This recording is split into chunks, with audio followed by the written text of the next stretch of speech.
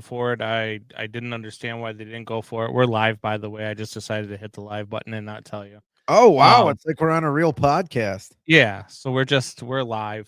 It's like we're really podcasting.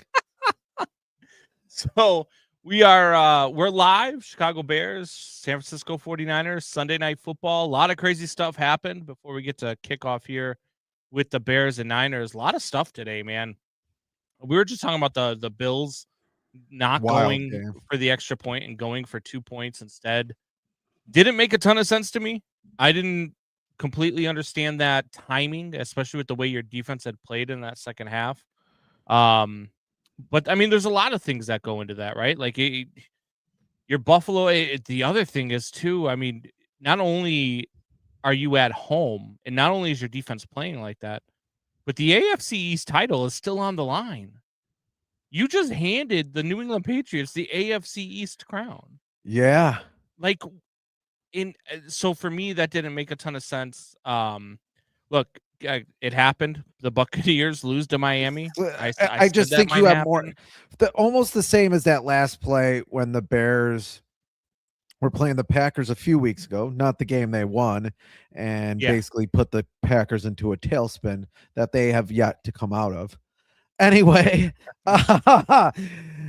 when the Bears go for that last play where we thought they should run the ball, my argument there was now that gives you more bites of the apple, especially at home with it raining like it was for Buffalo. I think it gives them more bites of the apple in overtime to win a game other than one play, ball slippery. A lot of things could happen in one play where now you have several plays yeah, to be able to, yeah, if something goes wrong, you can do it on another play.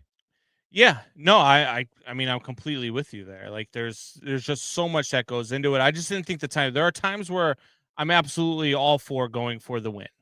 Whether you're at home or on the road, I'm all for it. But that situation with, I mean, you had only given up 16 yards of offense to Philadelphia in the second half.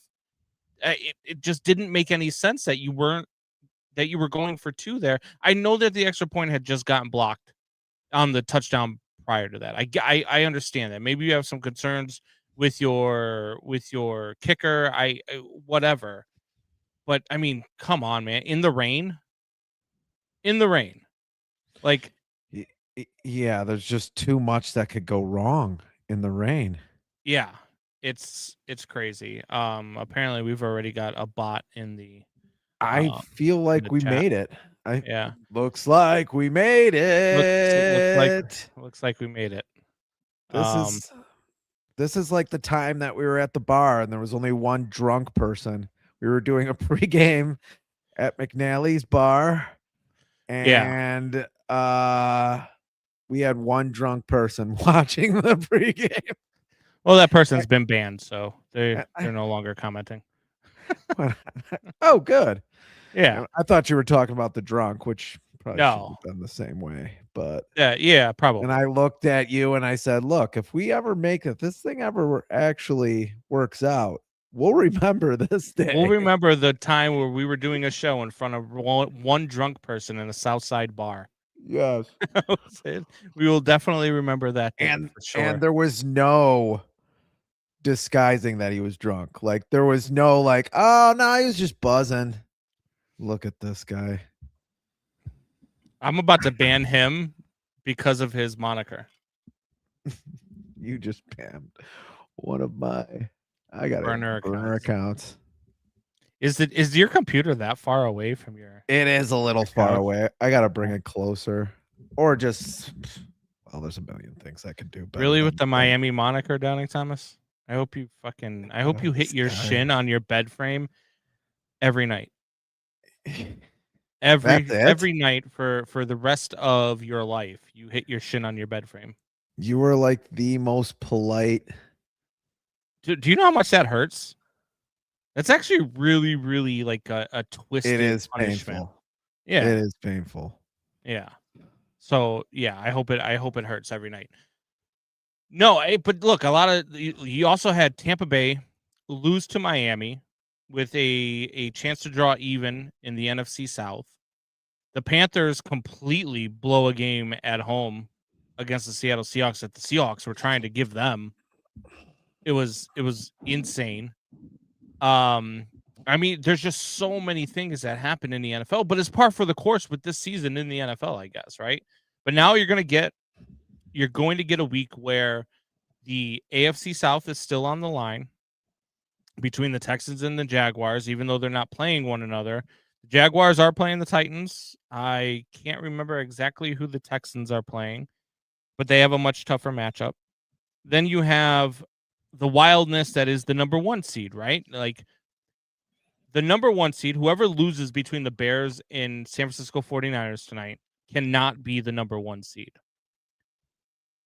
And No. if the number 1 if the Bears lose one of their next 2 games, then whoever wins the NFC West will be the number 1 seed. But the Rams would need everybody to lose.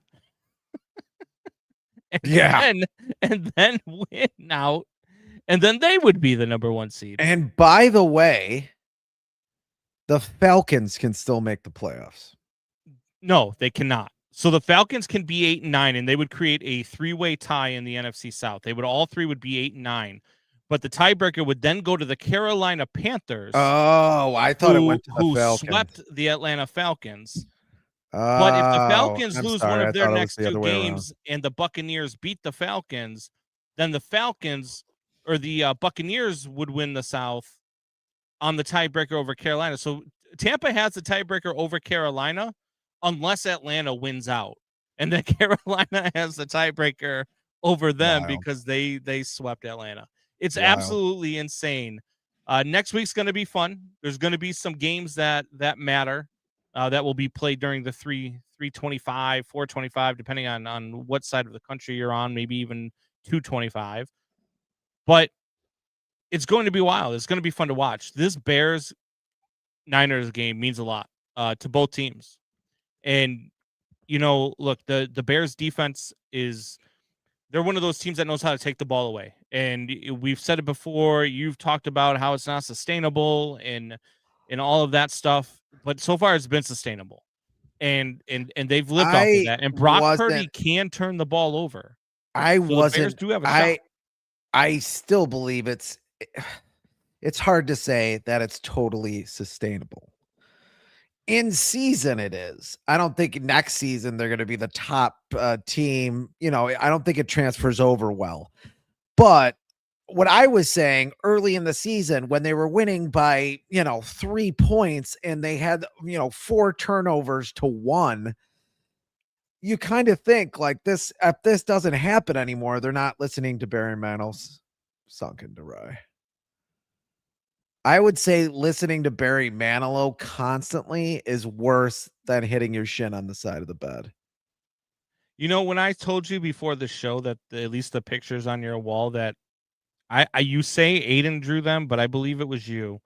When I told you they were more well spaced out than the other pictures in your other background, I was wrong. A couple of them are. Why? We're gonna try to fill the wall. Why I have to space them out? I don't understand. Anyway. No, I think that this Bears are kicking the ball off, by the way. San Francisco will get the ball first. I think that this game, and I think what the Bears are, sustainable for next year, I agree with you. I think they're going to be the number 1 team for taking the ball? Maybe, but we'll find out next year. But for the rest of this year, sure. It can't be sustainable. Yeah, I agree. I just worry about a team that, wins when in the beginning of the season when they were winning the turnover battle, 4-0, 3-0, and only winning by 3 points. That's a problem. Yeah. And the Bears kick the ball off. The Niners return it to about the 23-yard line. So it'll be 1st and 10 on the 23-yard. You are far behind me. Far behind you? Yes, you are. I'm in the huddle for the first play right now. Dominic Pooney just got announced. I can guess what happens. You can guess what happens? All right, 1st and 10. Use tricks in motion. I Snap. to back mine up. Ooh, nice play, and there's an interception. Right off the bat, we just talked about it. It's going to be a pick six, baby. So Bears. Let's go. What a start for the Chicago Bears. First play from scrimmage is a pick by, was that Byard? It looked like it was Byard. No, it was TJ Edwards. TJ Edwards. Welcome to the game, TJ Edwards. Dude is a ball hawk. First game, they were trying to throw the ball to Jennings. Bounces off of Jennings. Shoulder pads. Great defense by Jalen Johnson. Actually looked like it bounced off of Johnson's pads. I didn't say this in the pregame, but just the way Purdy passes is not going to be good for this. Maybe I did say it. It's just not going to be good for the secondary. And guys like TJ Edwards, I know he's not in the secondary, but he's a guy who's a really quick linebacker when he's not hurt. Yeah. Little injury prone, but I was talking to O'Breezy the other day, JJ, who was on the show, and he's like, yeah, we really do miss TJ Edwards. And I was like, oh, that's good. Yeah. Well, we love having him. So we love having the guy, especially when he's healthy. He's fun. That was actually a really nice play by Jalen Johnson that created that interception. He cut off Jennings to the route. He was about to intercept it. Jennings broke it up. It bounced off of Jalen Johnson and into the hands of TJ Edwards. As long as we get an edge rusher, we're good. Look, there's been a lot of talk, and we talked about it earlier today. It's the biggest need on the team at this point. Yeah. We talked about on our normal show that, enjoy this while it lasts, because the Bears could be the Washington Commanders. The Bears could be, a team that's been successful and then all of a sudden loses that success. Or on the flip side of that, they could be the 2001 Patriots. They could be the 2018 Kansas City Chiefs. They could be a team that just takes off and becomes good over the next 5 to 7 years. Like that's what this could be. But enjoy the moment. Enjoy what you're watching right now. What you're watching right now is a 7-0 lead in San Francisco on a Sunday night. Off of the first play of an interception, your offense hasn't even taken the field, and you're up 7-0. And the Bears are kicking off again. They are kicking off again. Well, I think one went to the end zone. Okay. Trying to line up our TVs. All right. I'm watching the introduction of the Bears defense. Now that so am I. CJ Gardner-Johnson, Jaquan Brisker, Nashawn Wright, CJ Gardner-Johnson, Jaquan Brisker, Kevin Byard, Jalen Johnson. Okay, I'm on Jalen Johnson. All right. So the Bears have 22 interceptions, 32 takeaways. Both are the most in the NFL. Jesus. That's a lot of takeaways in a season. 32 in a 17-game season. They're not even through the 16th game yet. No. Looking for a flag. Ain't gonna come. Yeah, just the way Purdy throws. I mean, I feel like the secondary of the Bears are going to have just that extra millisecond. And especially some of the passes he throws seem to loft up there, almost like a Jared Goff, although Jared Goff has a much better arm. Is the game on Peacock, Megan? I don't know if the game's on Peacock. I have Peacock. I can tell you whether or not it's faster. I could log into my Peacock and Peacock is way faster. Yeah, Peacock is. I'm on Peacock. Okay. There's a nice tackle there by the Bears. Here, let me see if I can get to Peacock. Peacock.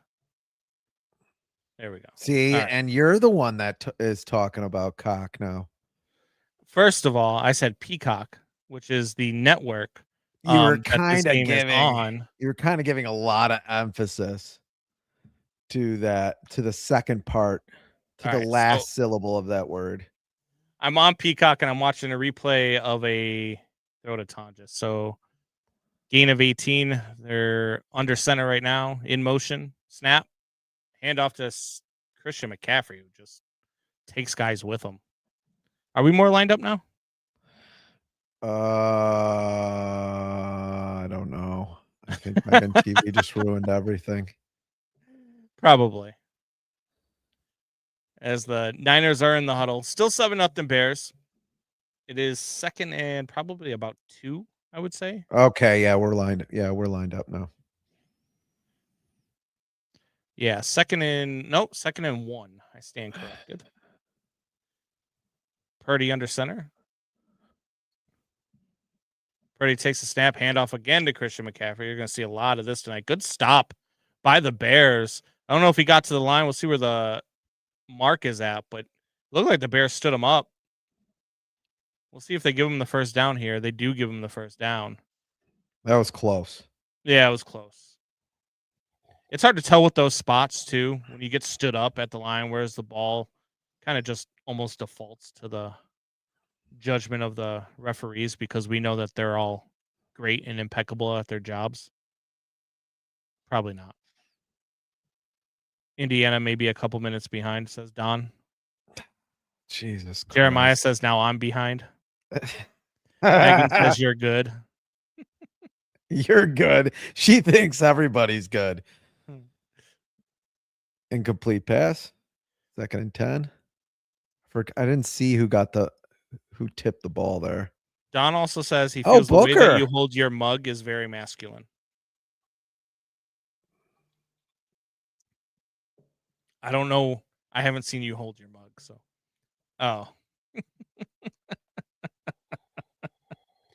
That's pretty. Shut up, Donald. Pretty masculine. Dude, I love Austin Booker, You man. peaked. You peaked, Donald. This kid off the edge. Yeah. Is so much fun to watch. And I've said it before. I'll say it. The kid reminds me of Jason Taylor. Coming off the edge. Tall, lengthy, quick. He could be 70% Jason Taylor. I'll take it. Oh, absolutely. What was he, a 5th round pick? And I think like Jason Taylor was a later round pick too. 3rd or 4th rounder.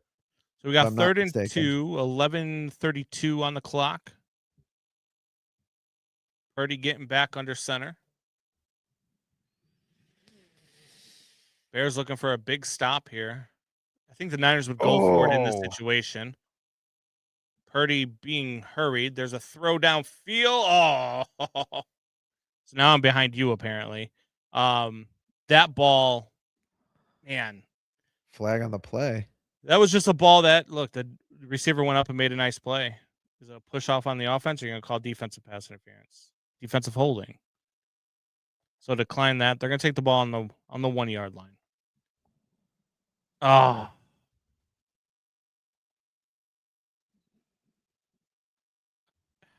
Let's see who's on it. Is it Brisker? Or is that Nashon? No, it's Nashon, right? Just out of his reach. But those are the balls, like right there, those floaters that Brock Purdy throws, those are the ones that you feel like get picked off more often than not. And is that a Jake Tonjes first touchdown? That is no, it's Jake Tonjes first touchdown for San Francisco. I forgot about the Bears touchdown. So tie game. Niners have had the ball twice. Bears have not had the ball offensively, and it's 7-7. So that pick six is huge. Tonjes was wide open in the back of the end zone. If you listen to me on the BetMGM network on BetMGM Game Day today, I actually said I like Tonjes in this game for the 49ers with Kittle being out.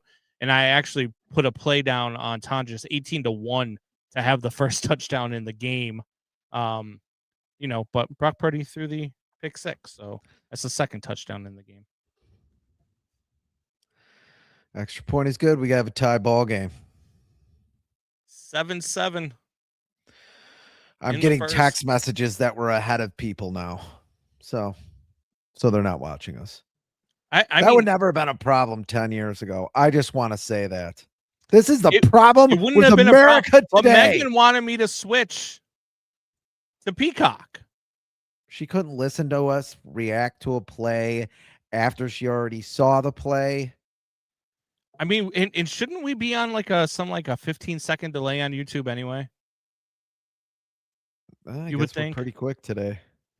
That's what she said. That's what she said. Well, you've said cock enough times, so. Oh God, here we can bring that joke in. Here we go. Says the guy who was talking about dildos and penises. It was a defensive first touchdown. Thanks, Jeremiah. And Don Fitzgibbon's in high school. Now my forehead looks like yours.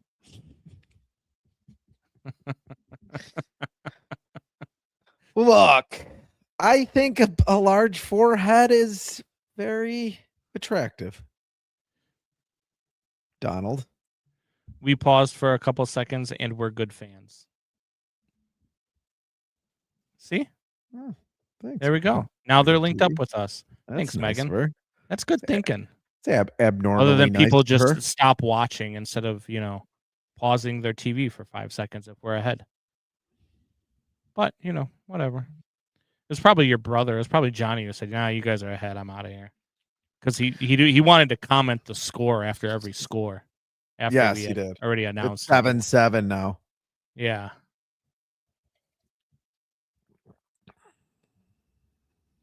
Now you all pause to let me catch.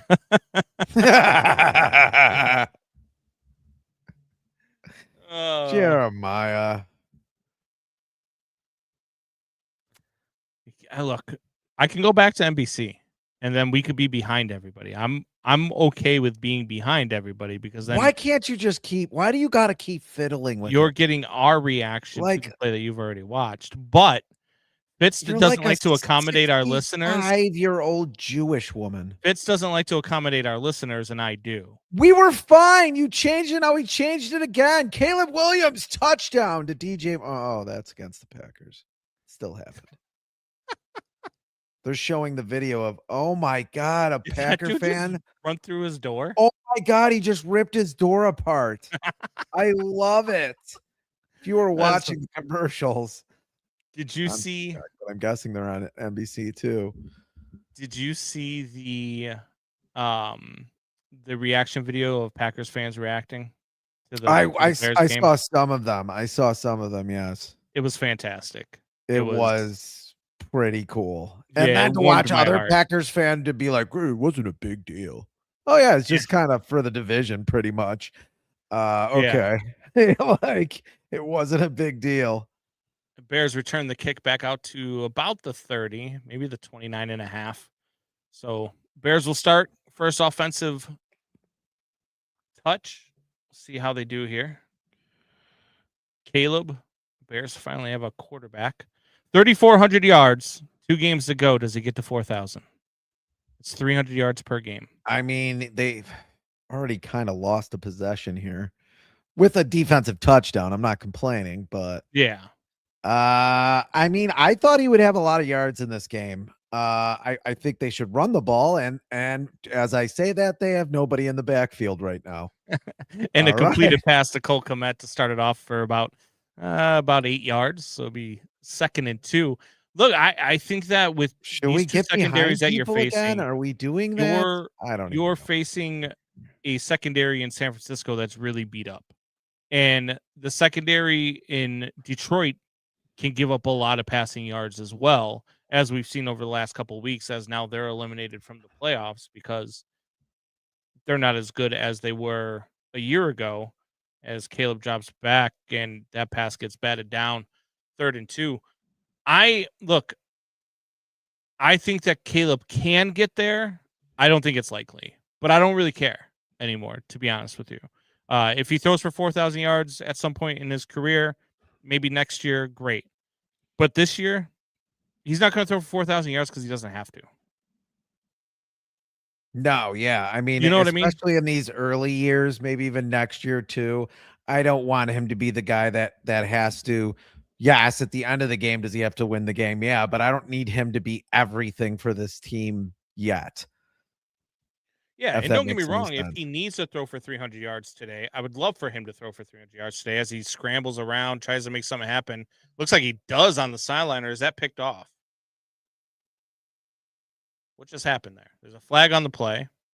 Looks like there's going to be some sort of interference, or was that a catch? I don't understand. I missed it.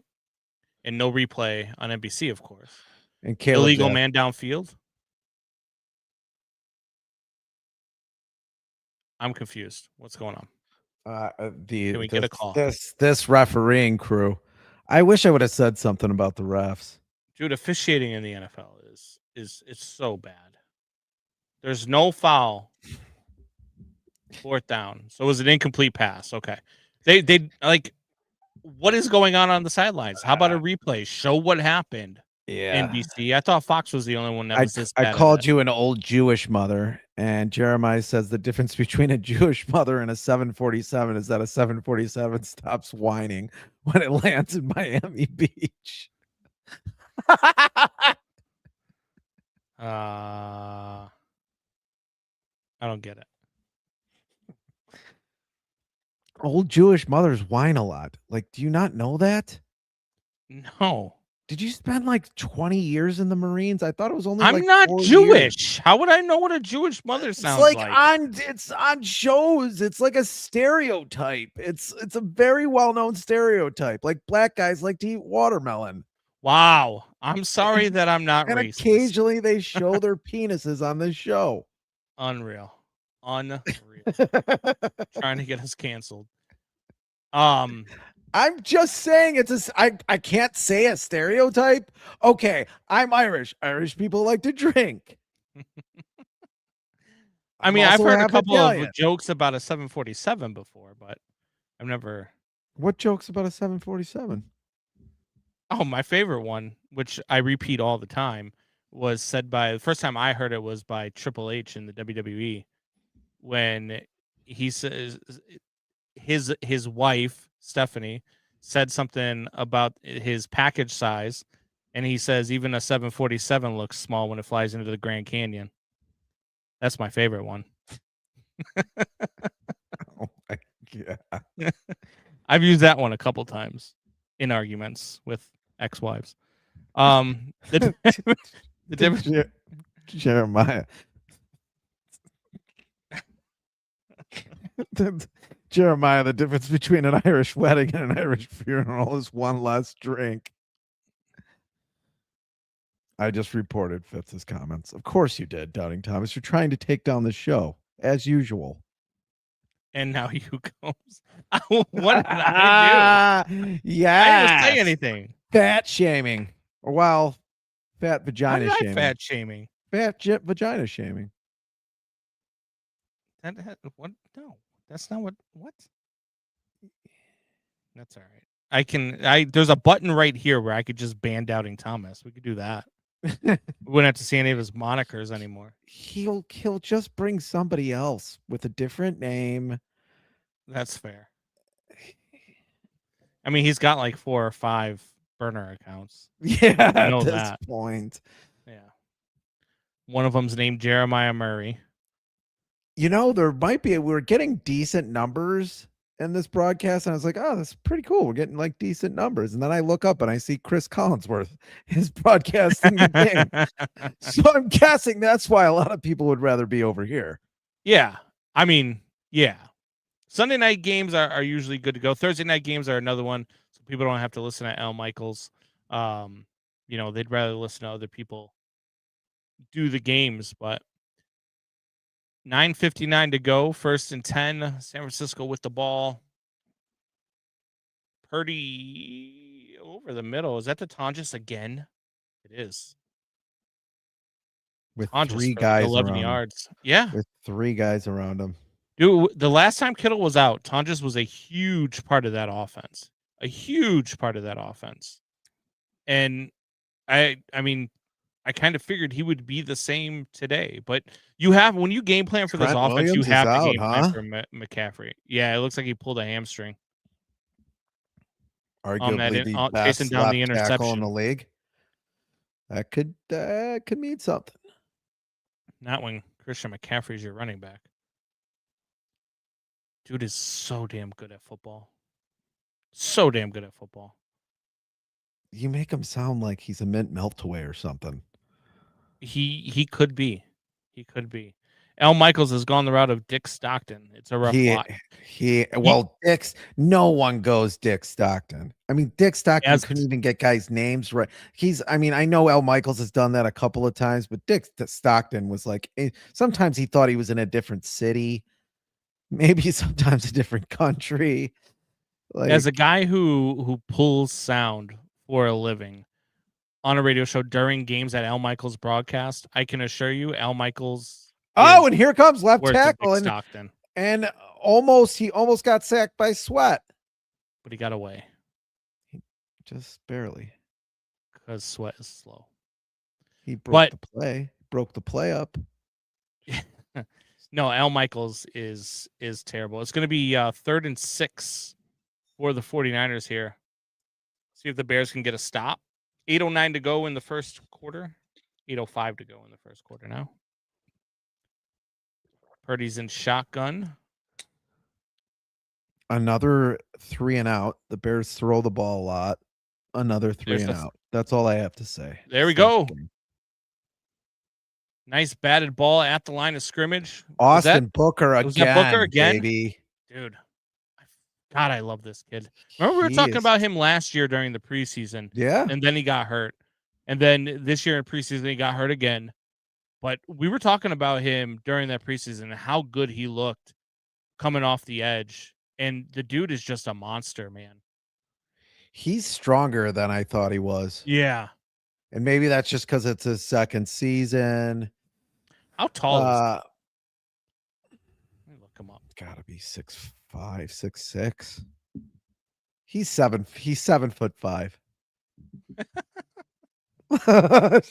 7'5". That would be wild. He's only 23 too, man. Good God. Jeremiah says he does miss hearing them say He's only now. 6 foot. Now we throw it to Dick and Baldy.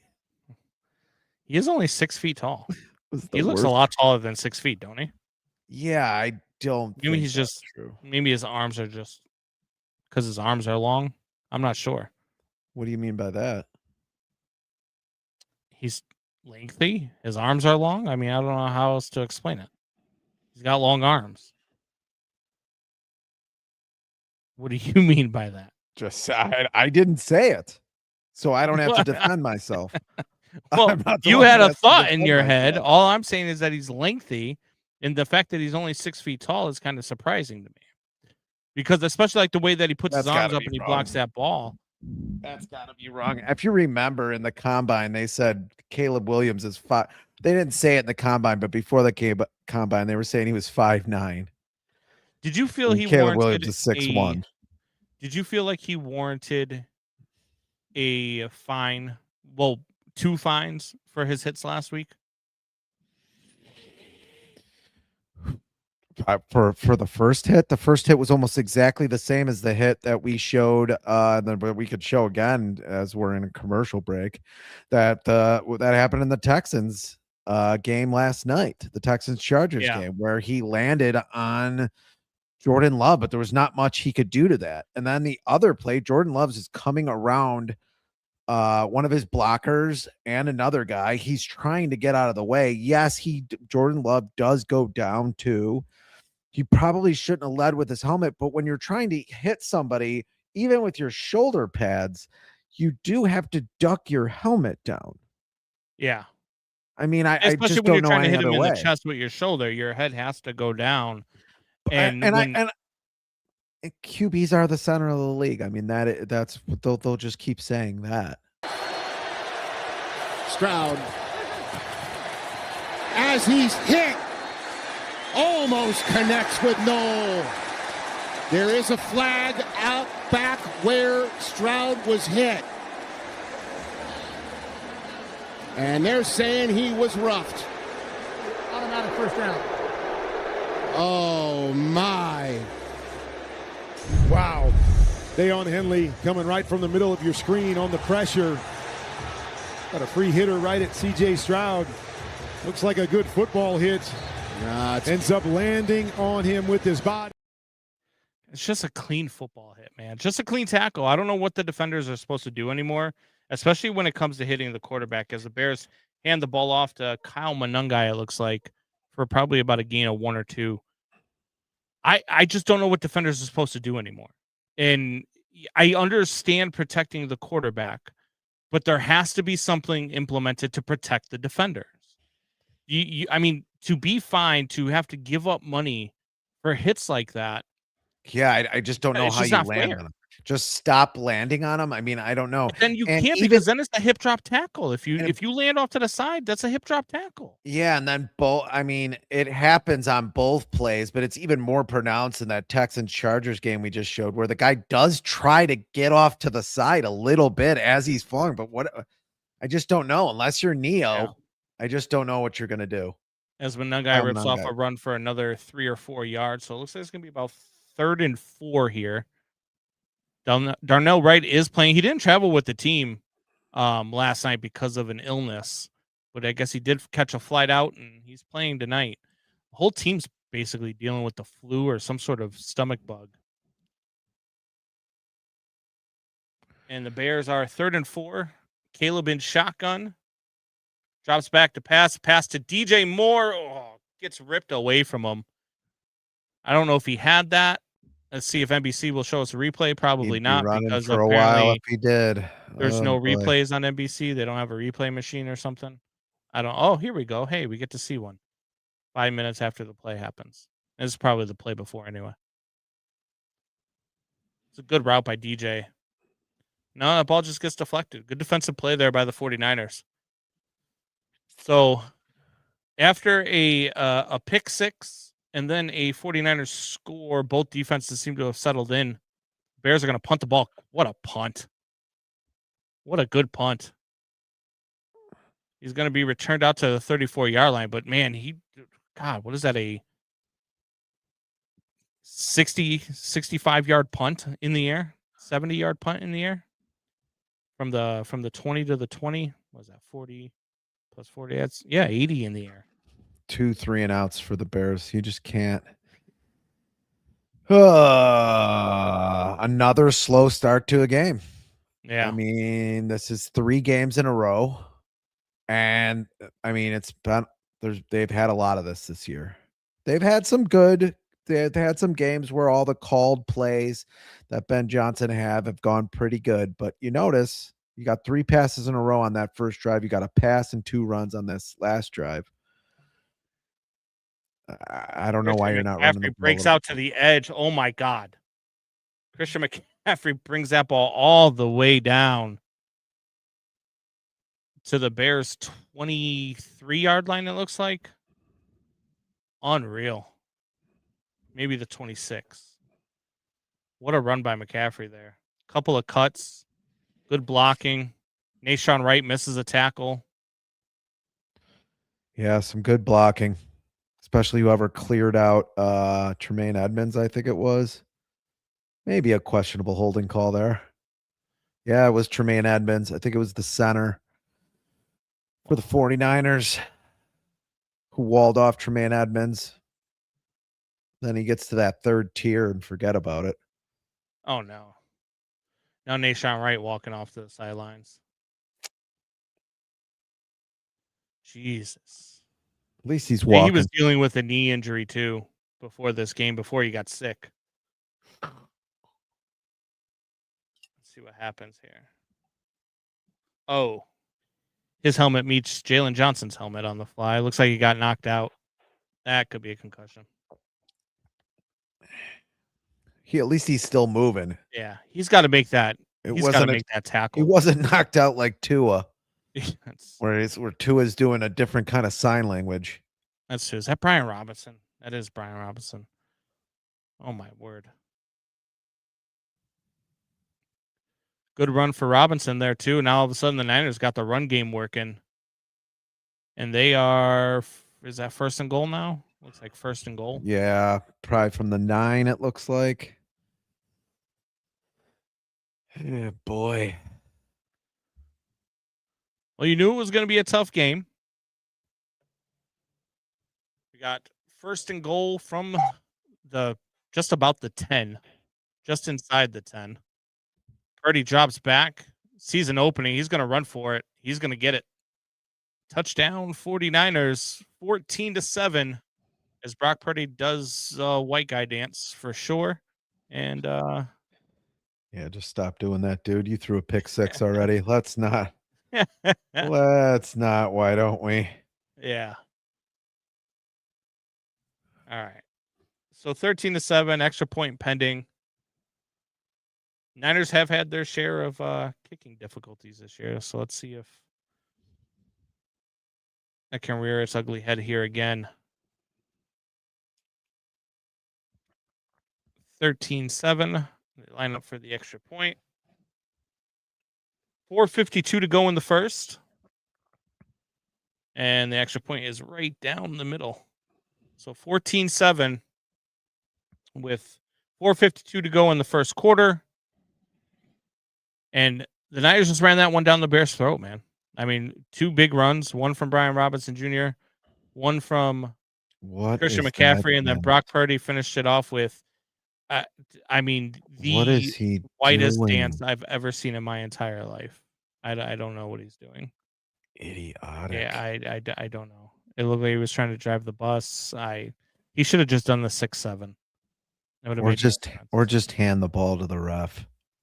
Oh, you're that guy, huh? Well, I mean, You're he the guy who already doesn't threw a like the pick celebrations. 6. I mean, get on the other side, maybe, throw 3-4 touchdowns, then you made up for your pick 6. He just made up for the pick 6 by scoring a touchdown. By running 10 yards, he wasn't even touched. But he got into the end zone. Okay, here we go. So he gave up 6, but he just We're going to have the Brock 6. Purdy conversation again. It's not a Brock Purdy conversation. It's simple math. He gave up 6 points, and he just scored 6 points. So 6 minus 6 is 0. I get it. He played catch with his tight end, who was wide open, and then he was untouched into the end zone. I need him to do a little more to make up for a pick 6 than that. Well, this is the NFL, man. Then to dance. People celebrate. I don't know what the hell that dance was. I mean, you're doing it even worse than he did, but I mean, it's pretty close. He was doing maybe he was doing the Elaine from Seinfeld. Yeah, exactly. Yes. Dry heaving to music. Like, I don't know what that was. It was like he was having a seizure or a stroke or something.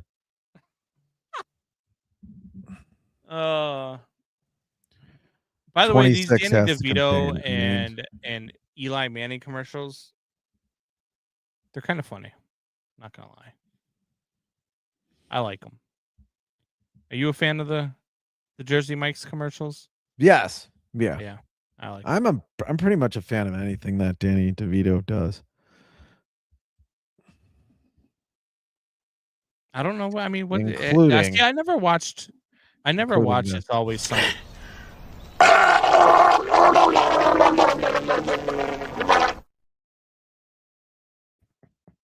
It might be me after this game. Yeah, how many screwballs you having tonight? No screwballs. I haven't had screwball in a while, actually. It's been a long time since I've had a screwball. No, I swear to God. Liar! I wish I had one right now, but I don't. You lied to me. You said your finger was a gun. You said your finger was a gun. You said your computer was far away. I pulled it a little closer. Here come the 49ers kicking it off. Bears will return the ball. Took them a second to decide and takes it out to the 22, 23. Mike Tirico and Chris Collinsworth. Oh, boy. Yeah. Tirico, I don't mind. Collinsworth is good God. I mean, just bad. Well, now he's like out of date too with some of the things he says, some of the concepts. It's like, dude, you're out of date. That's not even relevant to football anymore, man. Become the Bears 1st and 10, 4:47 to go in the first. Play action. Caleb looking downfield. He's got a guy and he overthrows him. He had Colston Loveland. Very inconsistent. Yeah, you've got to complete that pass. I mean, that's got to hit Loveland in the chest. Instead, it's overthrown. I mean, I'm going to watch the replay here and see if Loveland should have caught it or not, but you still got to hit him in the chest. Ball's tipped. Oh, okay. Ball is tipped. It's actually a pretty good ball. I mean, I guess you should see the defender there, but yeah, put in a spot where he has to knock it away, make a play on it, but at least not in a spot where he can intercept it. There's the throw right there to, is that Luther Burden? It is. Yeah. Nice spin move by Luther Burden. First down for the Bears. The third. Luther Burden the Third. 3, baby. You think he's ever said his name like that? The Third. The Third. He sounds like he could be like the Duke of Wales Missouri? or something like the Duke of Earl. The Duke of Mizzou. Not a bad season for a rookie, I guess. You'd like to see him get in the end zone a little bit more, but especially for a rookie who really wasn't used for the first 4 weeks of the season. Well, once they figured out Zacchaeus was going to decide not to catch the ball anymore, which he had a DeAndre couple, Swift. he had Dude, a he couple- just blew that dude up with a shoulder to the chest. he is starting to do that with regularity. God, that looked nice. Did you watch the Ravens game last night? Derrick Henry with the stiff arm again. That just sent the guy freaking flying. God. He's ridiculous. That man is trouble. And the Blackhawks are losing 7-2 He is. at the end of the second period. 7-2 in hockey. Williams back to pass. There's a nice little screen pass to Cole Kmet. That's going to go for a first down too. Bears are at midfield now. Good. 1st and 10. Doubting Thomas says we're going to be in this game. I think so too. I don't think they're out of it by any stretch. It's 14-7. I'm waiting for your brother to come in and say the Bears are down by a touchdown. Yes. And then now there's a flag for an illegal block by Bethune. That's another thing too, especially like not just for defenders when it comes to receivers and defenseless receivers, but for quarterbacks. Oh God. Oh my God. Did he get up after that? Was that Tunney? Tooney? Thuney? What are you doing, dude? You should be ejected for the game from that. That's it's a personal foul. Pretty sure 15-yarder. Yeah, 15-yard penalty. Bears on the 35. Oh, deep. Caleb drops back. He's got him. Touchdown, Bears, baby. Luther Burden the Third. Woo, the third, baby. Chicago Bears. The third with his second touchdown of the year. A beautiful deep ball by Caleb there, too. Beautiful deep ball.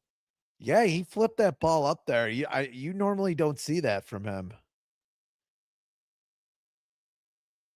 That's the thing. And see, sometimes Beautiful you'll get the ball. mid-range inaccuracy, but he had to flip it up there, too, because he was getting hit. I mean, he's delivering that ball as a hit's coming in. He really is. That's a beautiful throw. Ball. Now that one you can dance to. You got hit while you threw it. It was a 35-yard pass. If I had to go out on a limb, though, Caleb's better than Brock Purdy is. Well, yeah, I mean, yeah. We had many arguments, if you don't remember, 2 years ago, 2.5 years ago. You and me had arguments? Brock Purdy. No. When Brock Purdy came onto the scene. And I thought at first, which a lot of people are saying now, another personal foul on the Niners too, by the way, where he didn't have the arm strength.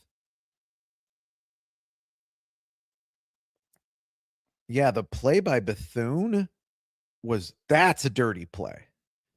Where the offensive lineman's coming up, he has time to think about it, and then he goes right at the guy's legs to try to cut him off. Oh, they called leverage on the extra point. Do you take the points off the board and go for 2 here? Or do you just take the point? I think you can assess it on the kick.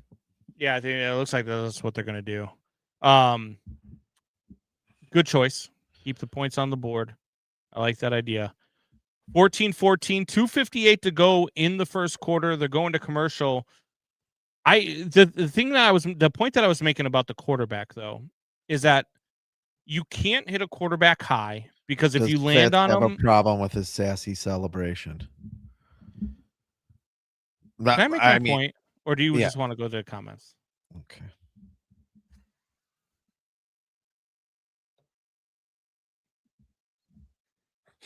You can't go high on a quarterback because you can't land on him. It's illegal to go low on the quarterback because you can't hit him in the legs. Mm-hmm. If your hand grazes their helmet because you're trying to block a pass, it's contact to the head. what are we doing with quarterbacks? Are we putting flags on quarterbacks soon? Because that's what they need. Because you're not allowed to touch the quarterback without it being a penalty. Yeah, I mean, at this point, I have no idea what a defender can do. I have no idea. That's why the game eventually, if the rules keep going this way, like, do the quarterbacks just have flags on them? I mean, if they're playing football, they're gonna get hurt. I'm sorry. They have the ball more than anybody else on the field has the ball. Yeah. Okay, you guys are just gonna get hurt a lot. But I you have don't to be able know to be any other way. tackled at the very least. I understand Yes. protecting them when they're vulnerable, when they're, after. Like, you can't have what happened to Jim McMahon happen to Patrick Mahomes, right? Like, you can't have stuff like that go on in the league. I mean, there used to be late hits all the time on quarterbacks, and there would never be a flag for it. So I'm all about, you only have, if you have more than one step to a quarterback after he throws the ball, it's a flag. I'm all for that. I'm all for if it's helmet to helmet. I'm all for that. But you've got to make it so that they can tackle. You've got to make it so that it can be legal, and you can't allow a guy to drop his head into a hit and have No. it be an illegal hit on the defensive player. It's just not there. Jules makes a good point. Kyle Shanahan makes an art form of making Mac quarterbacks elite. I mean, she's right, because look how good Mac Jones was. Yeah. While Brock Purdy was out. Garoppolo. Yeah. Garoppolo. Janine Garofalo. Yeah. He did go to the same school as me, so I should know his name. Garoppolo. Yeah, kick it out of bounds. Now the ball should be on the 25. Jeremiah's right. All these kickoff rules are just nuts now. Did he kick it out of bounds to the left? Oh my! Fire Cairo Santos into the damn sun. You had the ball at the 50 and you kicked it out of bounds. Yeah, but don't not you out of the get back it? of the end zone. You kicked it out of bounds to the side. Yeah, but can't you now? Isn't it at the 25? No. That ball's at the 40. You got to kick it out of the back of the end zone. Then they get it on the 25. That ball goes to the 40-yard line now. Are they saying, what are they doing? What are they doing here? I just saw them put Brock Purdy side by side with Drew Brees.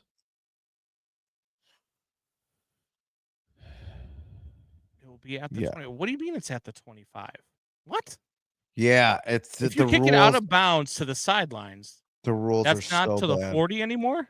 The rules are so bad. The kickoff rules are stupid. No, yeah, I saw this in a game. I think this actually happened in a Bears game, but I think it was the Packers that kicked it off, or possibly maybe the Eagles when they played the Eagles. But that's when I learned of the rule. So there's no penalty now for kicking it out of bounds off the side. I did not know that. Well, when they have the ball for some reason at the 50, I don't know why that is either.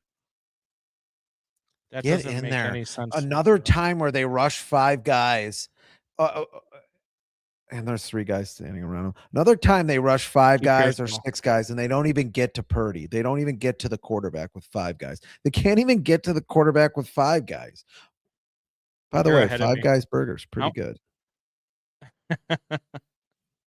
I'm now watching the replay, but you're definitely ahead of me. I get to run the longest route ever.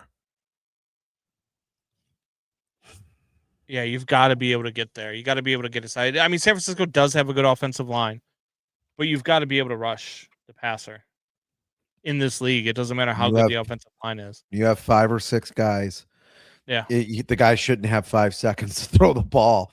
The guy shouldn't be going out for a route that's 20 yards downfield, stopping, and then shuffling 10 yards to the sideline while you have 5 guys trying to rush the quarterback. He should not be able to do.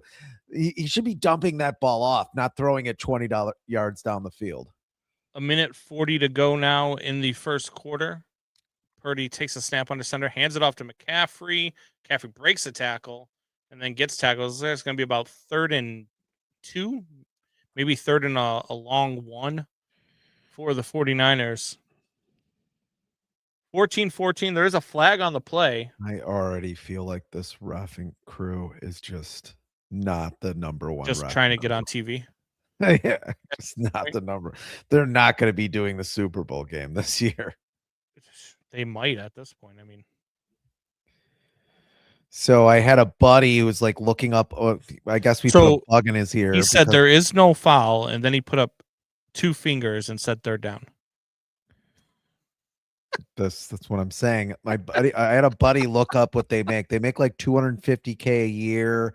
They do certain playoff games. They'll make like an extra $50K. I think they make $50K if they do the Super Bowl. That is it's a decent amount of money, but I mean, 250K to he's slow. Brock Purdy outgains him on the off to the corner, runs for a first down, 1st and 10, 49ers. I mean, that could be your game plan on short, is just run your quarterback to whatever side Montez Sweat is on. Jeremiah says I blame the public school systems. Could be. I mean, third down, but you only put up 2 fingers. That's a new one for me.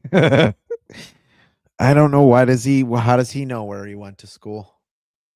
He is a ref in the National Football League, so that's true. I just don't know why they wouldn't pay him a little more. Where if a guy runs for 99 yards or 105 yards, could be the difference in someone making $100,000. 150 miles away. I'm just saying, why wouldn't they pay the refs just a little bit more? Well, just make them a full-time employee. Yeah. Granted, you're paying them to be off in the off season, but that's what every sport does. Yeah. Like, I mean, that's part of it's part of it. And you take care of your referees and you do those things. But look, I'm not going to tell you that, officiating in other sports is much, much better, because, I mean, we've seen what umpires behind the plate do in baseball, and those are full-time paid employees. I blame the Mount Greenwood school system. This guy lived in Oak Lawn, like 3 or 4 miles away, and it's like he went to Juilliard or something. It's like he went to Northwestern, which he didn't go to any of those schools. I don't know why I may let him do this to me. I mean, my daughter went to Mount Greenwood. She just got accepted to Marquette and is getting 2/3 of her tuition paid in college. There you go. I mean, she went to Mount Greenwood. Where did you go, Doubting Thomas? Moraine Valley Community College. Moron Valley? Oh, whoa. Well, you said it. I didn't say it. That's what we used to call it in high school. We used to say that if you weren't doing anything with your life, you're going to end up at Moraine Valley. Or go to or the Marine Corps. Yeah, you said it. Hey, look, there's nothing wrong with it, I mean, that's where the dumb people go in the military. They go to the Marine Corps because we just learn how to blow things up. You don't have to be smart to blow things up. I would want somebody to be smart who's blowing things up. I don't know. I'm just a stickler on that. You find the hole, you pull the pin, you throw the grenade, you duck.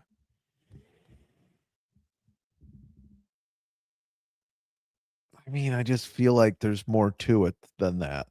In some there's really situations. not. In some situations, there has to be. Maybe in some situations, yeah, but the person pulling the pin and throwing the grenade is not the person making the decisions, because the person making the decisions is far, far away from the grenade and anything that could actually hurt them, because they're more valuable than the person pulling the pin and throwing the grenade.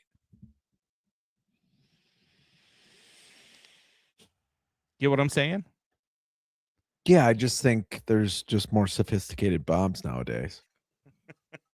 I failed out of Eastern Illinois and went to Moraine Valley. Gonna go start my car in the garage again.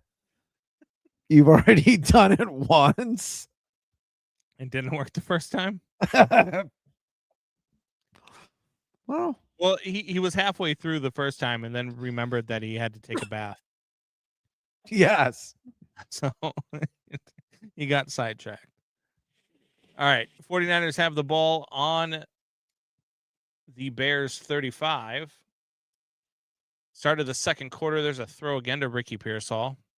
Now they're on the 20, all of a sudden in the red zone on 2 damn plays. So they're able to move the ball on big chunks right now on the Bears. That's not good. That's something the Bears weren't allowing last week to the Packers. They weren't allowing the big chunk plays.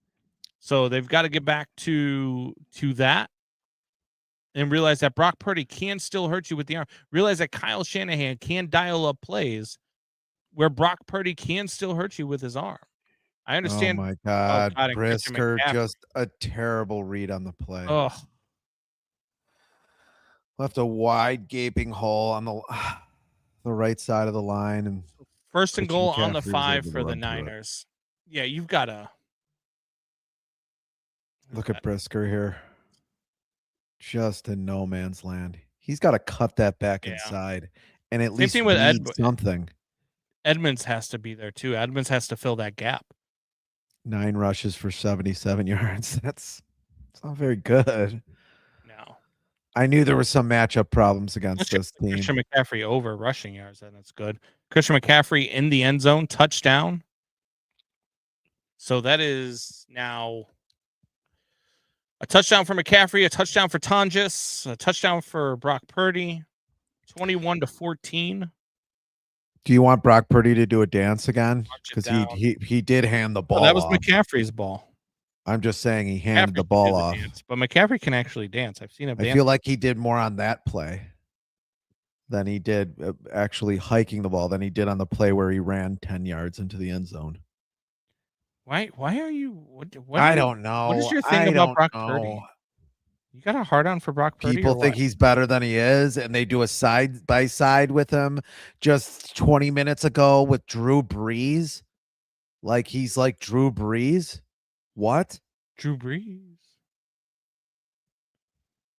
Remember that? You know, probably top 5 quarterback of all time, or at least top 7 or 8 quarterback of all time. And Brock Purdy. No. Yeah.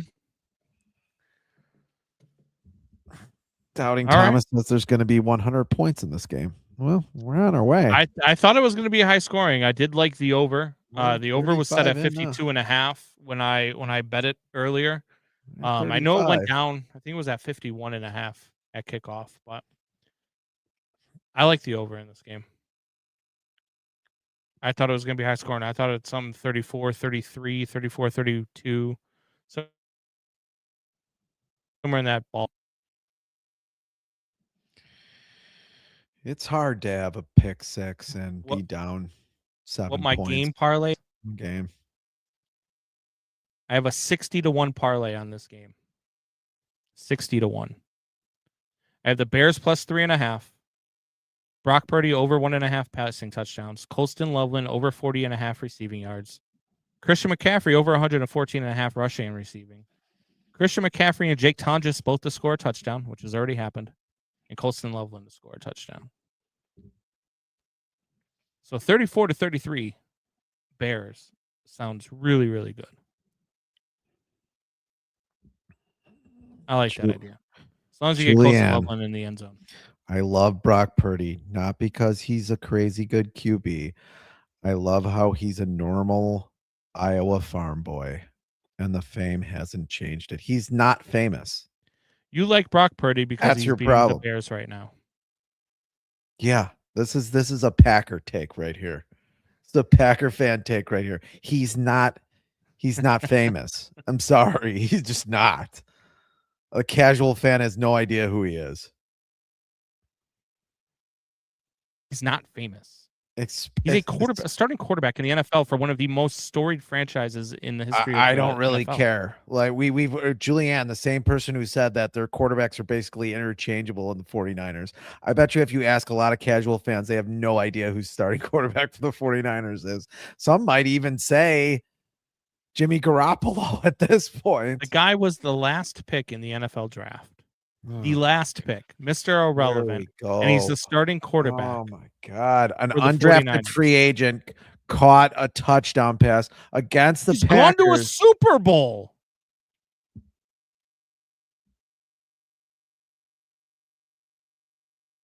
What are we talking about? Jimmy Garoppolo went to Eastern Illinois University.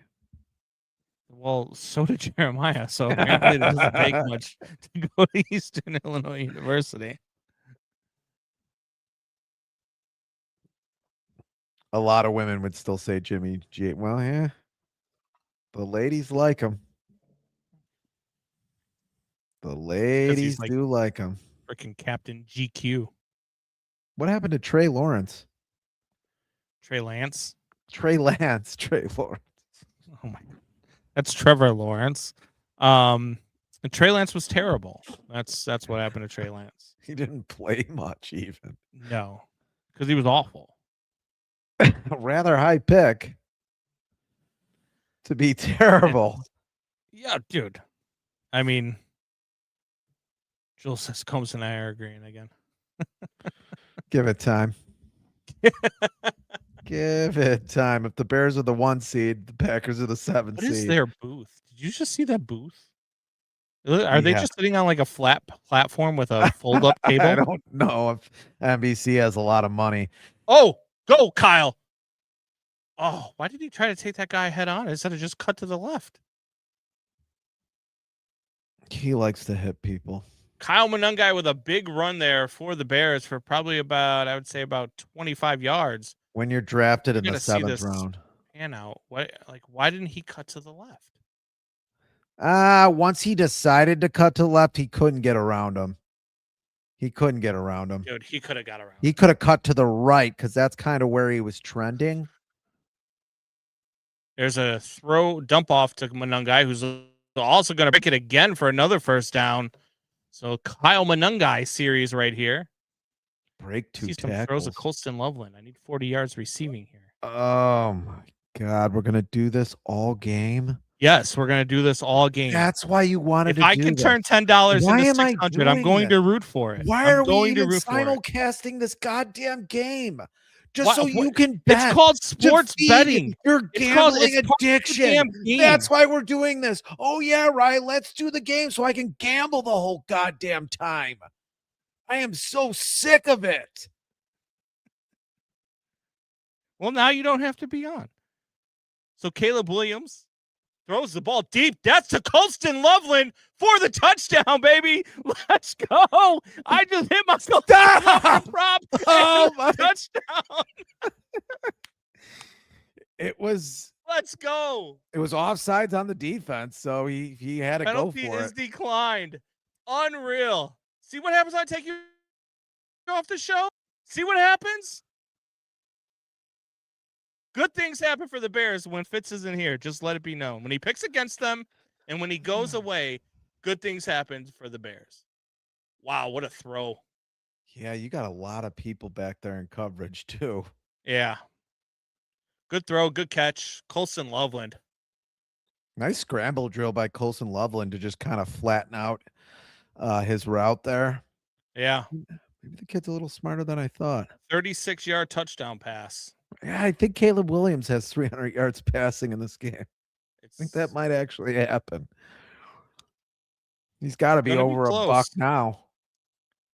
This game is just back and forth, back and forth. Oh, my God. Jeremiah. Thought he was a fan of the show. But he's addicted to gambling, too. $60 win on Loveland TD. I'm right with you, Combs. Look, I have this at 6. It's actually at 65-1, Jeremiah. And I only need 20 more yards rushing and receiving from Christian McCaffrey, 4 more yards receiving from Colston Loveland, and 1 more touchdown pass from Brock Purdy. And I'm going to hit a 65. I'm going to turn $10 into 660. And you don't want me to root for that? What is wrong with you? I'm just saying, you had me do this show under false pretenses. You said we were going to do the show. Why would you think I would do this show without me? I am a producer no. for a sports betting network. Why would I not bet? You bet first, and then you just wanted to, we might as well do the show to feed my addiction. I was going to bet whether or not the show was on there anyway. So it's not to feed my addiction. And the show was your idea. I don't think so. Wow. That You could was do your that to idea. Michelle. You could do that with Michelle, who's probably driving to San Francisco to meet Ben Johnson right about now. He can better. He can better. She wants to sleep with Ben Johnson. That's the only time it's okay. Caleb is is an a effing stud. stud. I agree. I agree, Megan TV. So 21-21. Looking pretty Bears, good. 6 for 49ers. 10. 108 yards passing. I mean, the number's pretty similar between the two. The only difference is no interceptions for Caleb. Yes.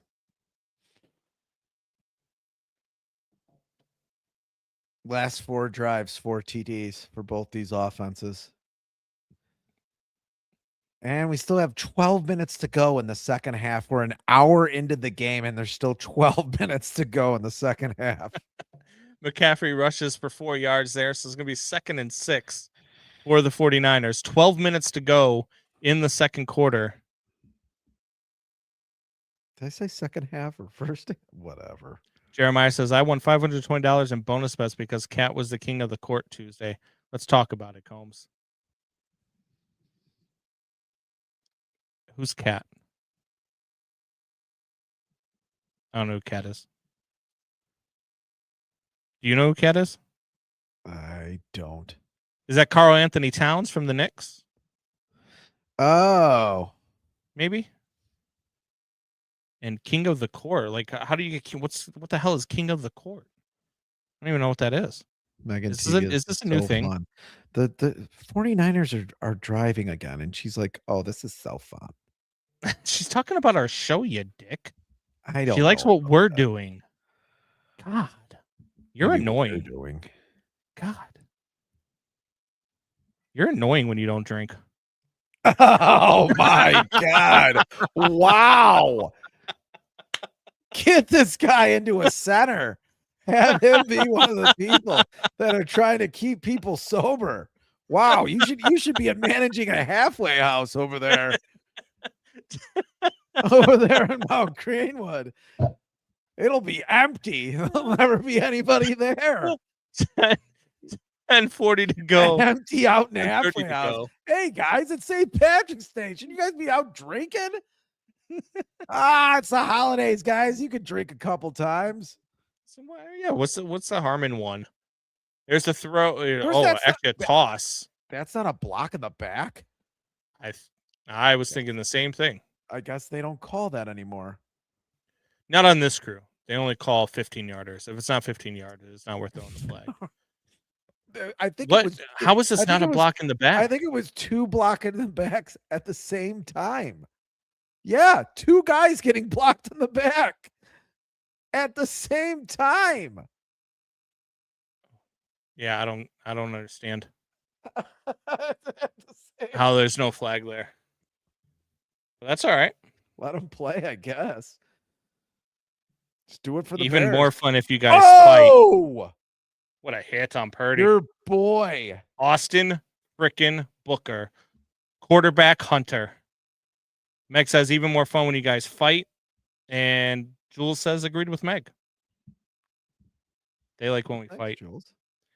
If they score the most points, rebounds, and assists on Tuesdays, you win a share of $1 million in bonus bets. Nice. Wow. You guys aren't addicted. Talk about a halfway house. First of all, it's you listen, just Jeremiah because you don't understand it and you don't have the balls to do it sometimes just doesn't mean that it's an addiction. Right. Because you don't have the balls to do it doesn't mean Jeremiah are going to be sitting in a circle one day. Sir, I have to do it for work. It's my Brisker's job. Not having a good game. God. I mean, what happened to Jaquan Brisker? Honestly. Used to be one of the better strong safeties in the league, at least in the top 10. He's probably still concussed from last year. Possibly. I mean, he's in no man's land on this play. Well, he's running a cover 2, to be fair. Then why is he farther out than the weak safety? I don't know if he's in the right position there. In a cover 2, your safeties both go out. They both yes, I understand that, but I don't think your strong safety should be farther out than your weak safety. Right, but they fan out, and that ball was thrown 4 yards downfield. That's on your linebackers. That's not on your safeties. He Well, comes up, and he by the time wasn't he able to gets to come him, up and the make a tackle's play. already being because the tackle was already being made. That's not a bad play by Brisker. I don't know what the hell you're watching. He's out of position. You're out of position. You're out of order. This whole courtroom's out of order. You can't handle the truth. 15-yard penalty. Stiff-armed. Tell Martz I said fuck you. Hey, Martz. What did Jeremiah say? He said 15-yard penalty because Booker hurt Purdy's feelings.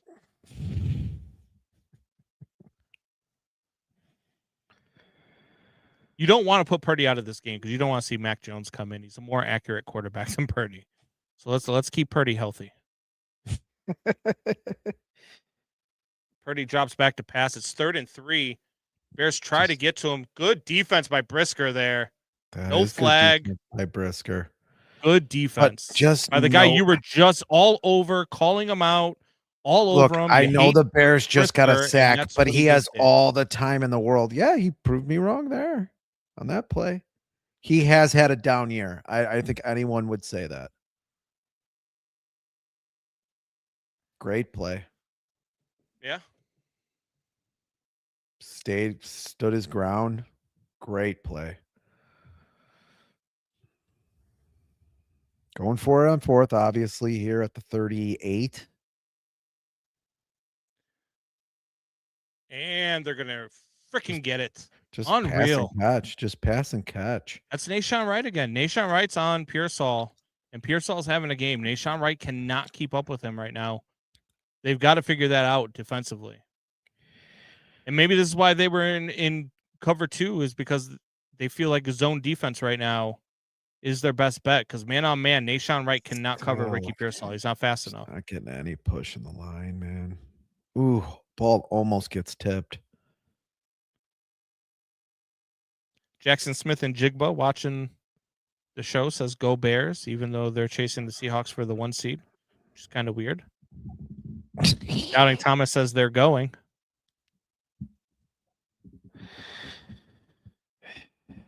What's going on, JSN? Appreciate you joining the show while you're on your flight back to Seattle. Nice to have you here. That you picked this show is that you're on YouTube on the flight watching Combs and Fitz, Windy City Sports Talk. Usually we're giving you the Bears game.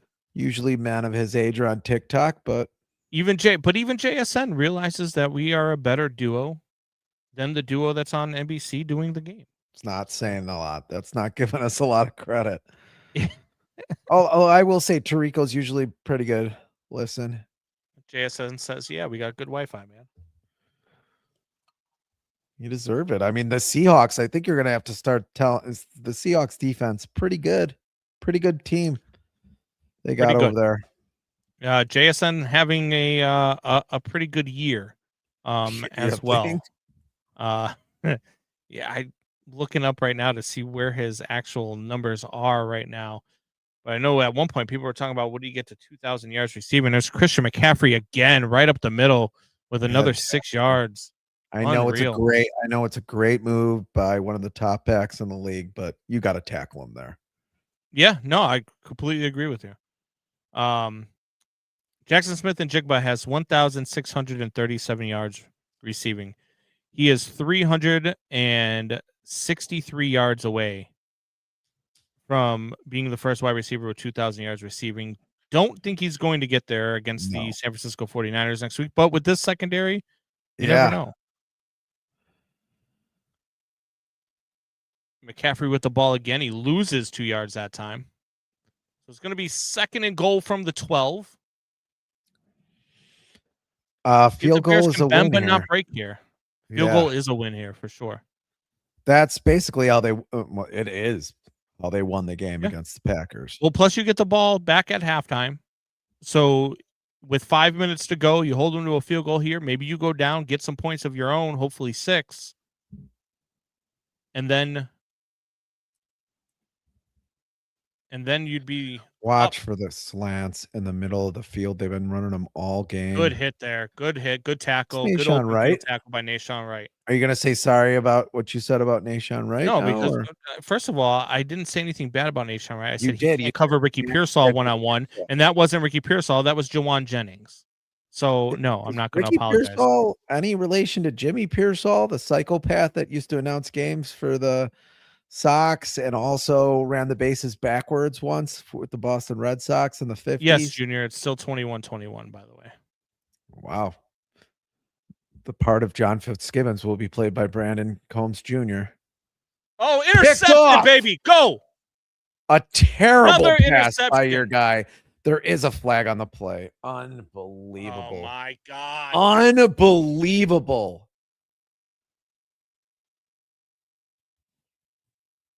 Just an absolute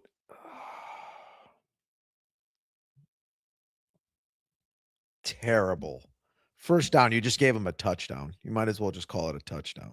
Illegal hands to the face by C.J. Gardner-Johnson. The same guy who had the touchdown. I feel like C.J. Gardner-Johnson did do this penalty. Come on. What? Come on. What? Stop it. Stop it. You can't throw that flag there. Stop.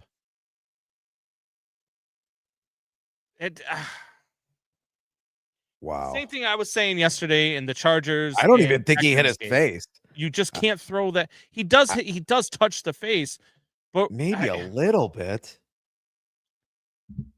It's just a soft call. As McCaffrey gets tackled at the line of scrimmage, no gain.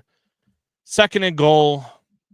Unreal. I mean, you just can't throw. I mean, it's just a bad penalty. It's a bad flag. It helps San Francisco in 2 different ways. They get to take more time off the clock. And, drain this defense a little bit more. Jeremiah thinks he's funny. What are they going to do with the ball at halftime? I'd rather have it after halftime. Okay. Thanks, George Carlin. Thank you. Appreciate you. It's more Jerry Seinfeld. No, it's more George Carlin. I would get on the plane. Fuck you. I'm getting in the plane. It's George Carlin. Another timeout for San Francisco. 3:27 to go now in the second quarter. I'm kind of on your side here. I want Brock Purdy to throw the ball a little bit more. You can touch the face mask. You just can't grab it. Bad penalty. I just think it's a bad penalty all the way around. I mean, that had nothing to do with the play whatsoever. Did he touch the face mask? I don't even think he did. He did touch it, but it's okay. You saw it clearly happen. I did. Okay.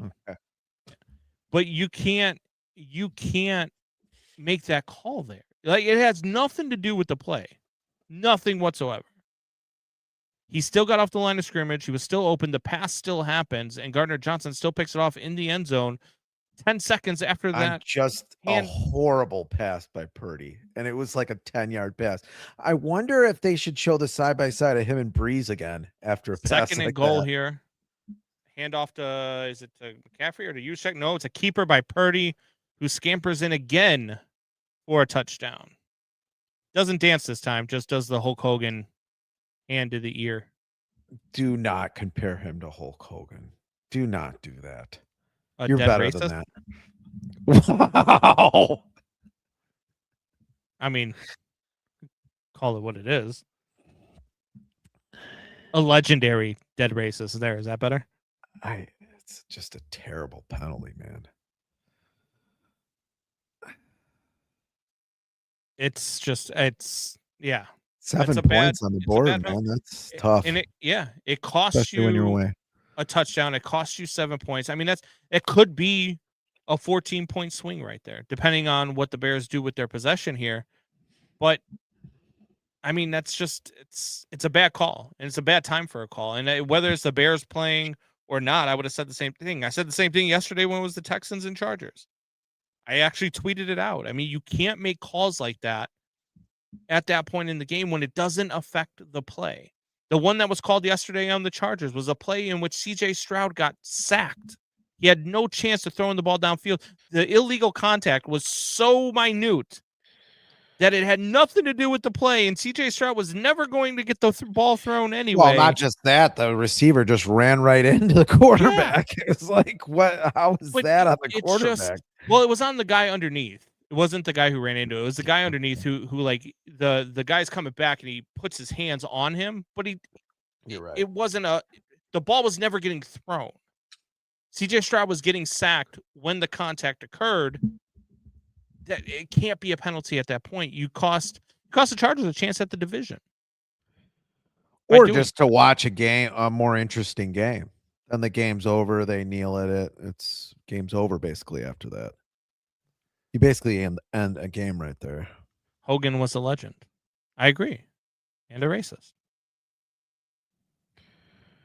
Jules says the Chargers Texas penalties, especially at the end, were atrocious. The announcers were even at a loss for words. Yeah, I mean, look, at some point, look, I understand that you can't, like, the league doesn't want you to talk bad about the officials and all this stuff. And then, the league will send you an apology letter when they miss a call and all of this stuff. But if I'm a coach, I'm talking to the press after the game and I'm telling you, look, save your apology letter. We don't need your apology letter. What we'd like you to do is fix the officiating. Get better people out here doing this job. Because it's just so bad. Like it's at a point now where some of these games are just so bad to watch. You've heard players talk about it. You heard Puka Nacua talk about how he thinks that some refs throw a flag just to get on TV because they know people. And people will say, text them and be like, "Oh, I saw you on TV, blah, blah, blah, blah, blah." Like, they're humans. It's the human nature. Really? Dude, I work in radio, but the first time that I did a TV show, my whole family watched the show because they wanted to see me on TV, not because they want to listen to sports talk, but because I was going to be on TV, and they wanted to see it. It's just it's human nature. That's what people want to do. When you go to a ball game, right, and somebody texts you and says, "Hey, I saw you during that foul ball," blah blah blah. It's just human nature. It's what people do. And that's what Puka Nacua said that he thinks some refs do. I might have to move out of the country. I mean, if that is your priority as an NFL ref to get on TV, I mean, can't you just have a fake broadcast like we do? It was the NFL Network broadcast, so they didn't have many words to begin with. Yeah, I didn't care for that broadcast either. Puka Nacua, just combined his names, got fined twice for that, saying it, then doubling down after the game. He did. And not to mention, I mean, the people that he was doing that show with, by the way, not the greatest characters in the world. Not the greatest characters in the world. Junior says a fake broadcast. Were they like the Jets? Caleb drops back to pass. He's getting chased out of the pocket right now. There goes Caleb with the wheels. He's going to get 4 yards on a busted play. We'll take it.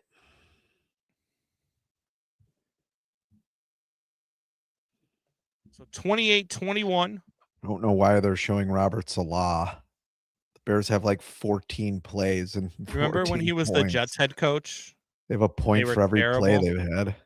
Yes. Now the Jets are bad again. Well, that's just the Jets. Or still. What they do. Here's Caleb now. It's going to be 2nd and 8. A little pitch play off to Swift. That's going to be for a first down. So 2:30 to go in the second quarter. Bears have the ball 1st and 10 on the 31-yard line. I'm guessing they're going to let this come down to the 2-minute warning right here. At least I would. Then you have they're breaking the huddle now with about 16 seconds to go. So I don't think might be a case where they try to draw them off sides, or maybe they will snap the ball. We'll see. 7 seconds. Yeah, they're trying to draw them. 2, 1, and 2-minute warning.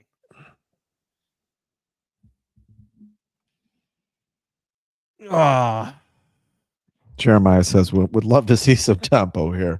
Yeah.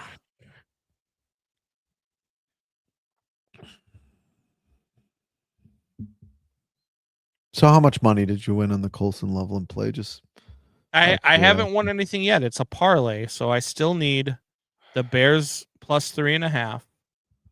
I still need 3 more yards rushing and receiving from Christian McCaffrey and 4 more yards receiving from Colston.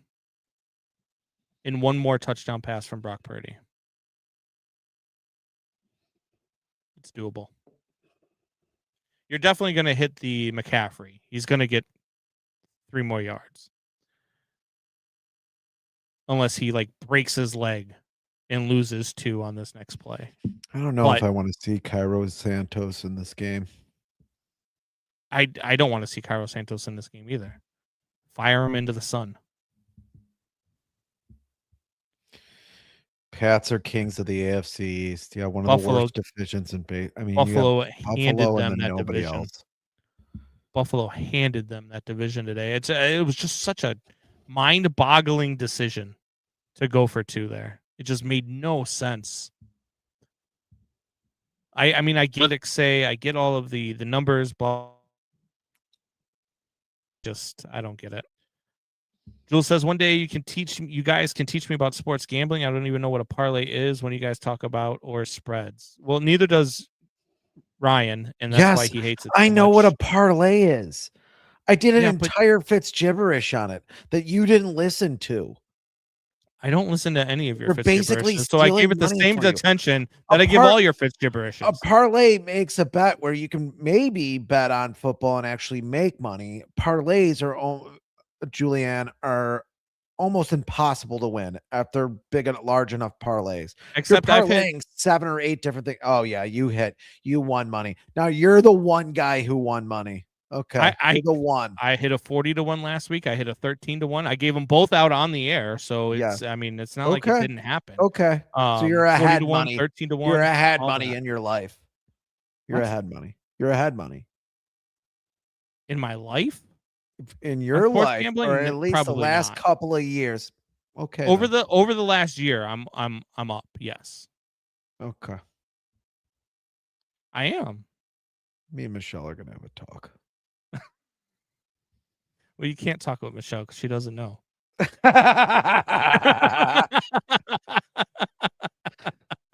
That's why she's gonna go into the waiting arms of one Ben Johnson. You're basically pushing her that way. Maybe that's part of the plan. Caleb with the handoff 1st and 10. That's going to go for a gain of about 4. It'll be 2nd and 6 here with 1:52 to go in the second quarter. Look, the Bears, I mean, with the ball back in the second half, I wouldn't say that it's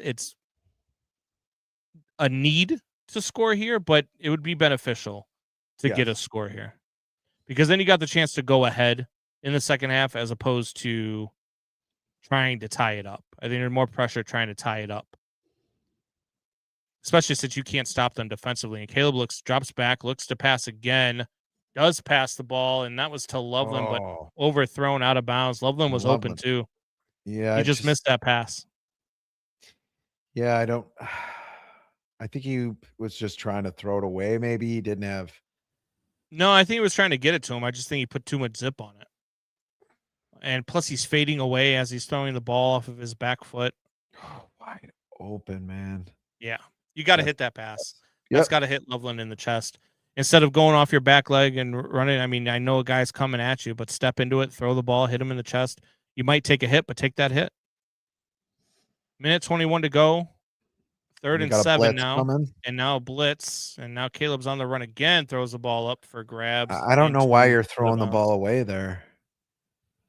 I don't know why you're throwing the ball away there. And now you give it to them with 1:15 to go, and they have a timeout left. I don't know why you're throwing the ball away there. Yeah. That's crazy. I don't know why you're not trying to flatten out, like maybe go. I know there's not a lot of guys to the other side of the field, although there is. He just turned the wrong way. Yeah. Just to at least, and then maybe take a 1 or 2 yard loss on a sack there. Yep. That's a drive that I put on Caleb right there. I put it on Caleb because one should have hit Loveland in the chest prior to that. could have hit that pass, and then on that one, just throwing it away, going to the wrong side. I mean, it's just a bad read by Caleb. So Great coverage. almost a fumble there. Good coverage on the kick. Almost caused a fumble. It is 28-21 Niners. And yes, the Bears already won the division, Junior.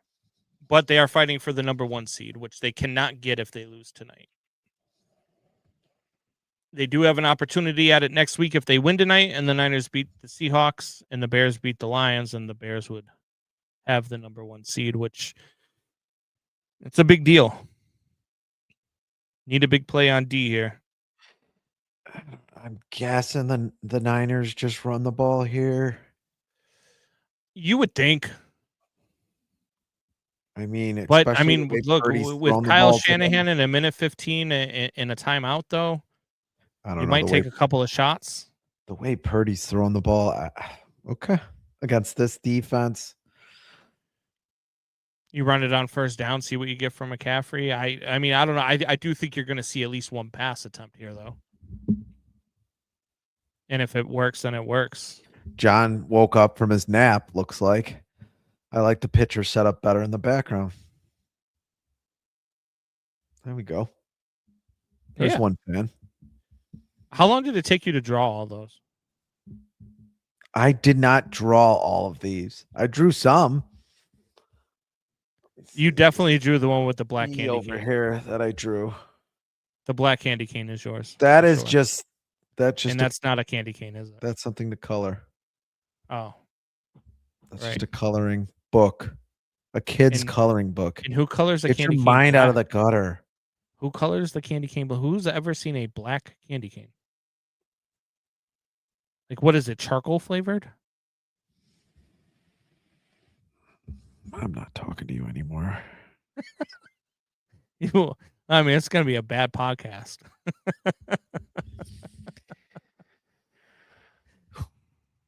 5 missed tackles forced. Oh, he's forcing the missed tackles? Oh, okay. It's a little different. Can't they just be missed tackles? I mean, I don't know. How do you determine a forced missed tackle? I guess if the guy goes to hit you and if it's the one play where he does the juke, the defender should have tackled him anyway. Like it's not a very big jump cut he made there. The defender just took the wrong angle at him. Yeah. Junior says, aren't you supposed to put those on your fridge instead of your wall? Oh, he's got him had him in the end zone. Instead, Purdy breaks out of it and turns it into a gain of 2 or 3. And now I think you probably somebody took a timeout because the clock has stopped. I think the Bears took a timeout. No, Ben he's done this before they get the ball back. Maybe they have him punt it, or you just at least you make Purdy throw the ball again, which I'm actually fine with. Yeah. At this point, he dropped back to throw there. I don't think they let him throw it again though. I think at this point now if you're San Francisco, you run the ball here on second down, see how close you can get to a first. Yeah, to just get out make of them use another timeout here. Yeah, you don't want to punt it this far back. I don't think you throw it. At least I wouldn't, but he's in the shotgun with nobody in the backfield. To be fair, Jules, I like the artwork. I like the ones that Aiden drew. I'm not so fond of the ones that Rye drew. McCaffrey runs that one up the middle for about 7 on 2nd and 8. So it's going to be 3rd and 1. And it looks like the Bears are taking another timeout, or is this one going to be by the Niners? Don't know because NBC doesn't tell you. No. It's the Bears. It's the Bears. Only because I see the dot is gone from their name. They don't put up a graphic or anything. They just, hey. I don't understand some of these directors when they're doing these games. Like, no replay, no graphic for a timeout to tell you who took the timeout. Unreal. Anyway. I do like the artwork on the wall, right? I don't want to talk about it. All I asked was what was the thought process behind the black candy cane. That's all. Jeremiah says this is a dangerous spot. I don't like. I don't. 3rd and 2 right here. Yeah, you don't want to see anything deep here. Purdy drops back to pass. That pass goes to Tonjes. It looks like that's going to be a Middle first and a down. half. I mean, I don't see. I think I don't that's see the just gonna Niners end the taking half. time out. Yeah, and the Bears aren't going to take their last time out here. They're going to try to throw the ball down the field again and see Oh, if they come on, might pick be able to get in. six. Yeah, that's the end of the half. 27 seconds, 26. Clock is ticking. Niners are in the hurry up. I don't Be know surprised why. to see if they snap it here, but they are going to snap it. And Purdy drops back again. Throws that one to McCaffrey. So that'll hit the McCaffrey part of my parlay. 1st and 10, 12 seconds to go, and then the Niners, I guess, take their final timeout. I can't imagine that would have been the Bears there. 12 seconds to go. Yeah, Niners take their final timeout. I don't know what you try here. I don't know. I mean, you're not trying a Hail Mary. I don't even know why you would do that. I don't even. Maybe you hope Matt Eberflus is coaching this team and they drop back. Maybe a sideline play where you yards. could get a field goal then. I think this Yeah. is just Kyle Shanahan being competitive because he's probably pissed that Ben Johnson was taking all those timeouts. But, I mean, I think coaches get that way sometimes. Where now he wants to get a field goal just to. Yeah.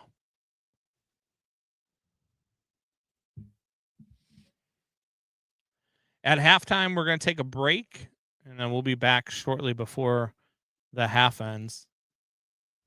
Just so, we can get some drinks and some food.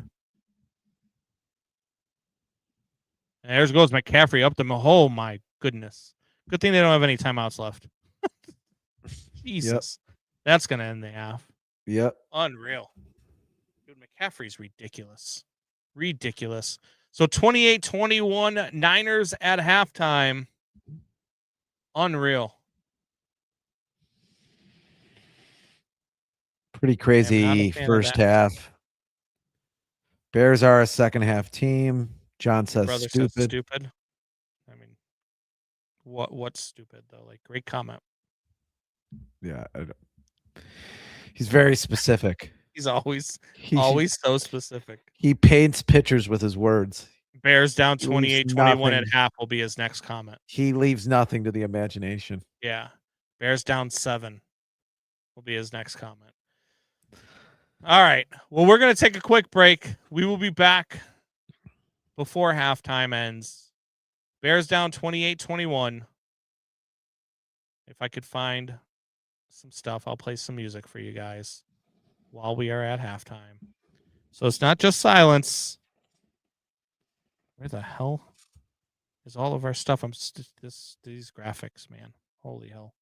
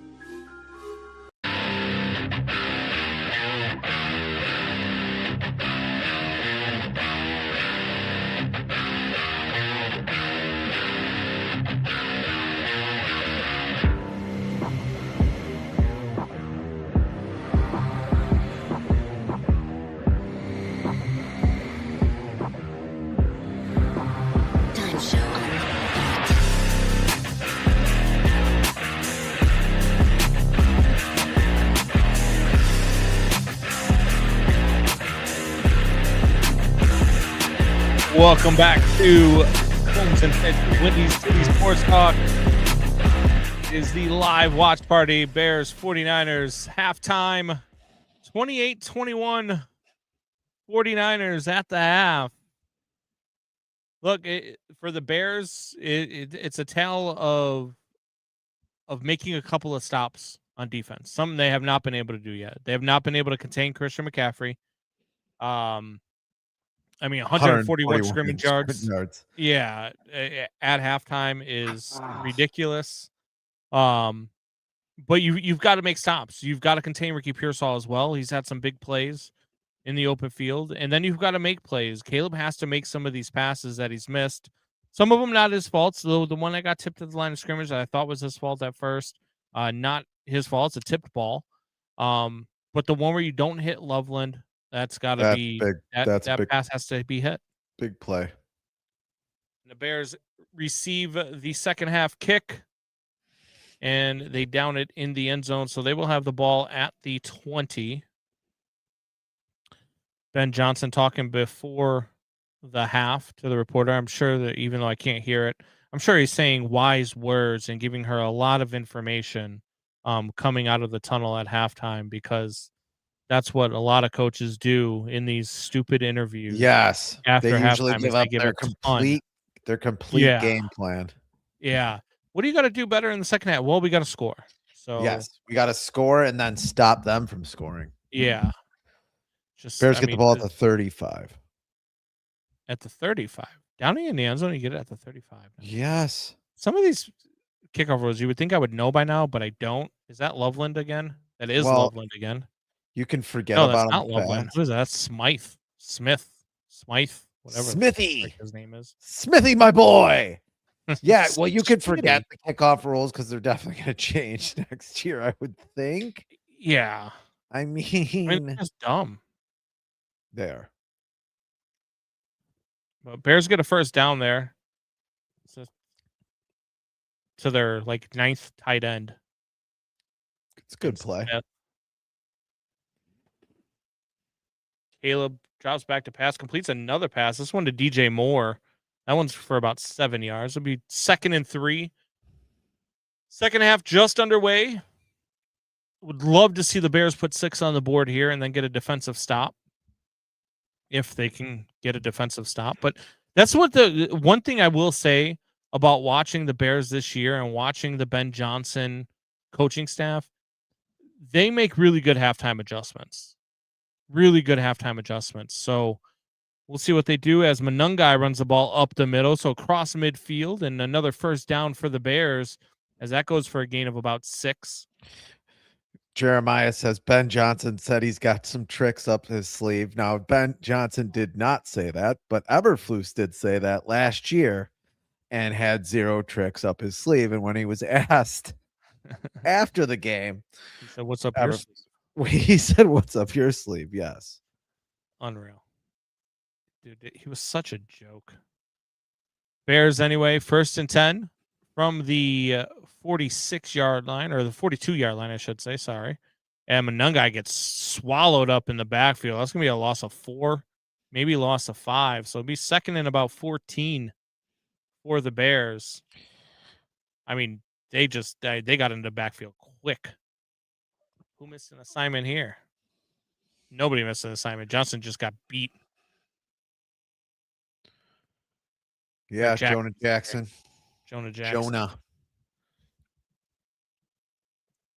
But you haven't seen it a lot in the second half from Jonah Jackson. Jonah Jackson's had a pretty good season. He was lost in the first few games. And a dumb pass to Burden, and Burden fell on his butt after he caught the ball. And then it gets put down. So it's going to be 3rd and about 12.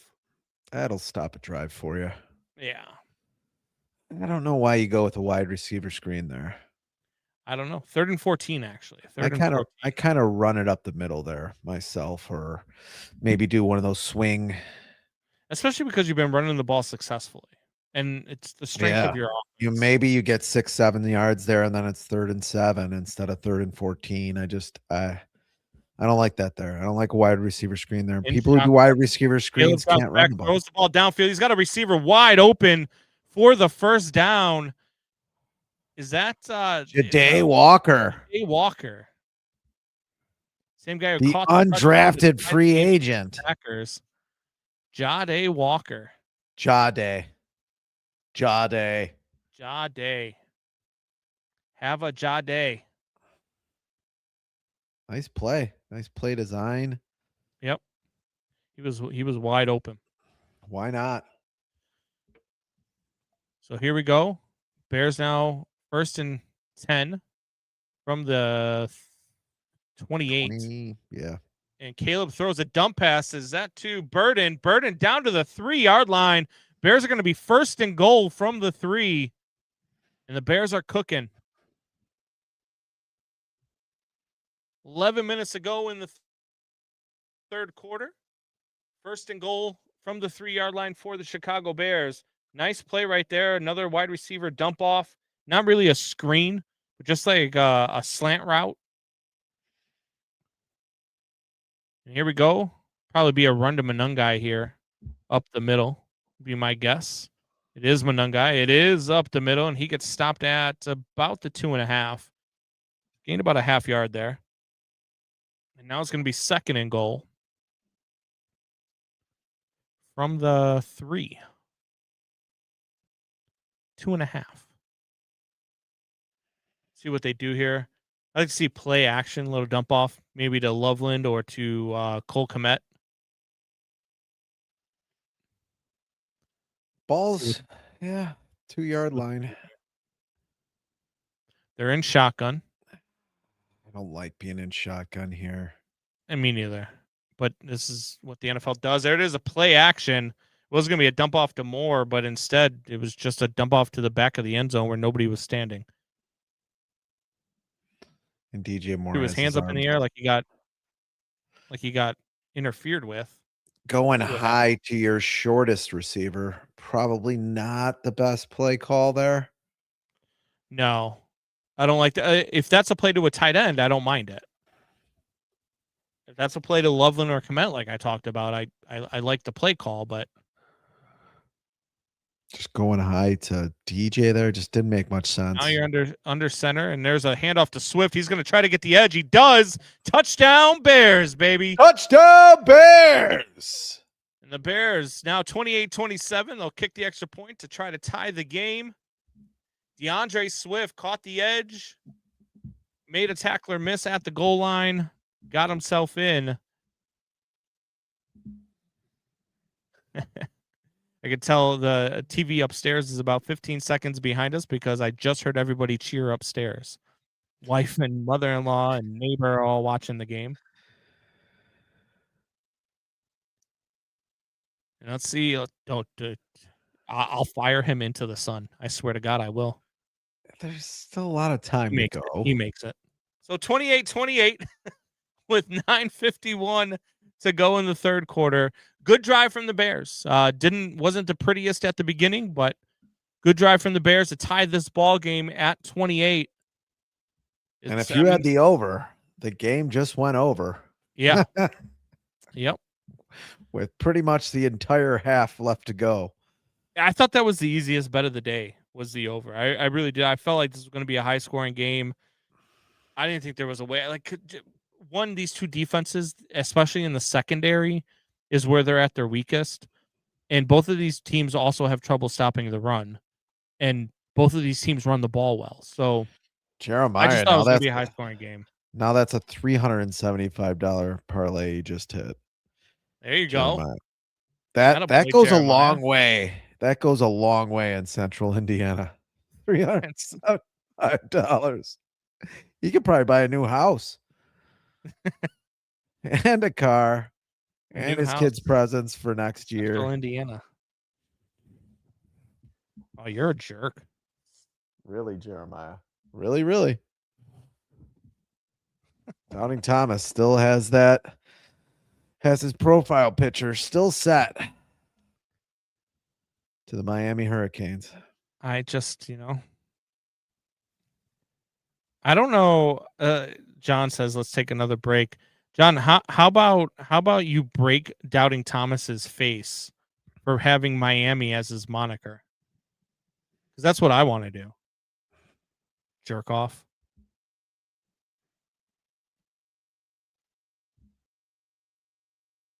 Can I get a shout out for my? Yeah, and that's why you went to Moraine Valley. Jesus Christ. Unreal. Actually, I think Moraine Valley probably has more college college degrees than Miami, and Moraine Valley isn't even a 4-year university. It's because people go to Moraine Valley to actually go to school. Has the college playoffs been that interesting this year? It's been good. I don't know. Why is my TV skipping? Is your TV skipping? No. I'm having problems with all the you. feed here. Oh, he's going to change the channel again. I'm not going to change the channel. I just have to reboot because now it's frozen.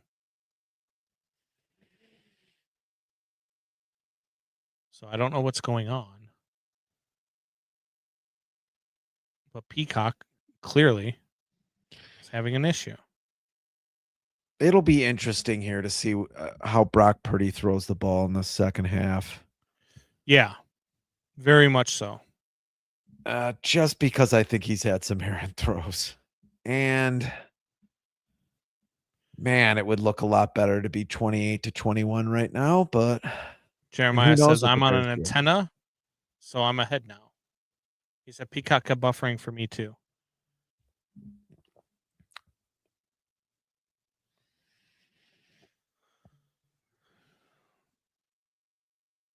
Kyle Juszczyk, offensive snap rate, 45%. He's not a fullback. He's a running back. They just label him as a fullback. There's no such thing as a fullback anymore. No. Purdy throws the ball downfield. He's got a guy wide open. And they're going to move the ball across midfield there with that play. I don't know exactly how long. Already at 28-yard pass. On every kickoff, you're already at the 35-yard line. So pretty much a first down, you're at midfield. No. Yeah. I mean, these kickoffs, this is just ridiculous. It's insane. It's like one first down and okay, you're in field goal range. We're across to the Bears 40. And here's McCaffrey with a run up the middle for about 5 yards. So 2nd and 5. 9:08 to go in the third quarter. 28-28. And now we're going to watch every catch that this guy's made in a Niners uniform and celebration. I don't know what that's about, but okay. Kendrick Bourne. Weird. God, that's Jason Bourne. Wow. McCaffrey runs off the edge. First down. So now you're looking at 1st and 10 on the Bears 30. McCaffrey keeps running the ball with ease on this Bears defense, man. I got straight A's at Moraine Valley both semesters, just saying. And then you went to a real university, right? Yeah, she did. But yeah. So, okay. I mean, it's Moraine Valley. I'd be more concerned if you didn't get straight A's. Oh, because Downing Thomas said he went to Moraine Valley for 6 years. It's a 2-year. That ball. It's 2-year college. Juszczyk. And now it's going to be 2nd and 1. I don't know how that ball got caught. It looked like it got deflected, too. Purdy was under duress. And the Bears have a guy down. Who is that? 44.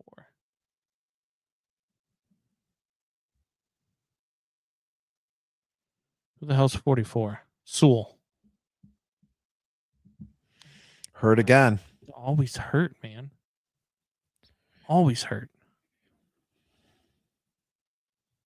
Is that an Achilles injury? UIC graduated with honors. See, you went to you left Moraine Valley and went to a real university.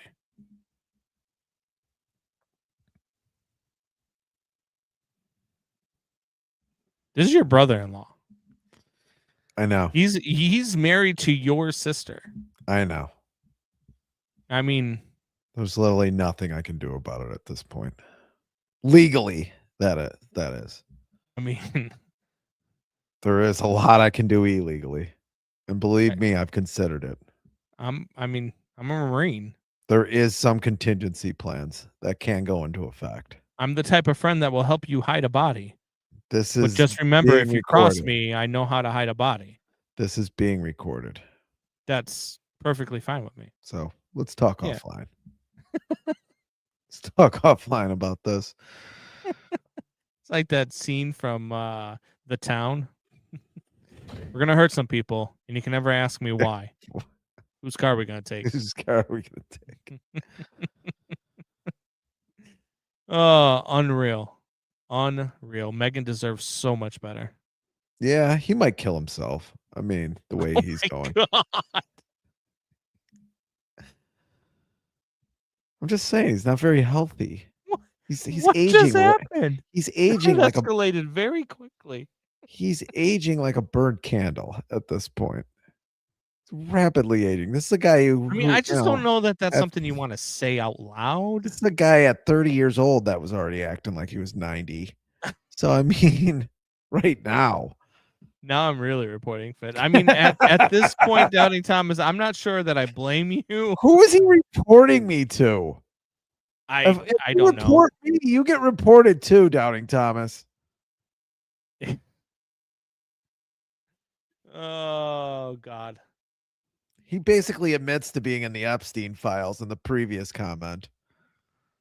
I mean, yikes. Okay. Jeremiah says, shocking. Sewell is hurt. Yeah. I mean, he was touching the back of his foot. And he's getting carted off. Which looks like an Achilles injury. I'm just saying. Yeah. That is a Let's nasty see what happens injury, here. man. That is a nasty injury.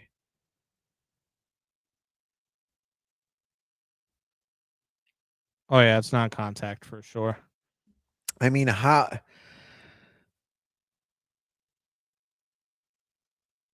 many games has he played this season? I think he's played at least half. I mean, he got hurt earlier, but I believe it was a concussion. Like he didn't have an entire linebacking core for. I'm looking right now to see how many games he's played.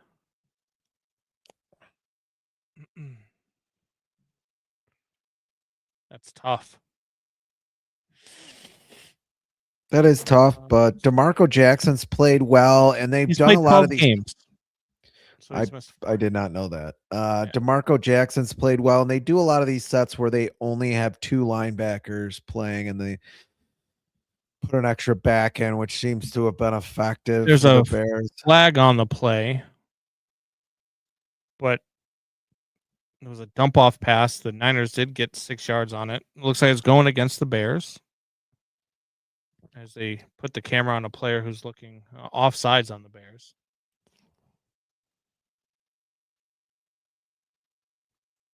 And the Niners are trying to decide whether or not they're going to take it. It's not even a decision. I mean, what? Yeah, I don't. Austin Booker was offsides. Must have lined up offsides.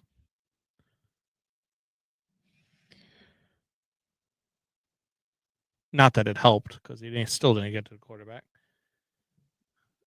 All right, so 1st and 5 for the 49ers. They are on the 12-yard line of the Bears. I feel like this whole game has been. McCaffrey gets stood up. I don't know who that was. Who the hell was that? Is that Javon Dexter? It is Javon Dexter. Stood him up in the backfield. Good play. It's going to be 2nd and 6 now. That was a loss of 1. Nice play by Dexter there. And it pushed McCaffrey to the sidelines.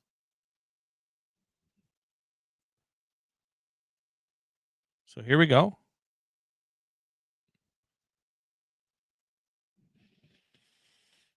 Purdy in shotgun. Robinson in motion. Purdy drops back to pass. He does go to Robinson, who was in motion. And Robinson's going to pick up the first down. It's going to be 1st and goal for the 49ers. Oh. Not ideal. No, First and goal for the Niners on the 5. not the way you draw it up. No, I mean, at some point you have to get a stop. I mean, The Niners have had the ball for a long time in this game. Yeah. I mean, that could be a problem later in the game. First and Although goal from neither the 7. defense seems to be playing well, so Purdy checks out of a play. It's going to be a play action. Looks like he's going to run the ball. Instead, he's going to look, and it's going to dump it off to check in the end zone for a touchdown. Was he past the line of scrimmage when he threw that football? what is he doing? I don't know what that dance is. What is that? I thought he was past the line of scrimmage. Was he not? Guess not, because it's going to be a touchdown for the 49ers. I mean, the 7-yard line is line of scrimmage. Where does he throw this ball from?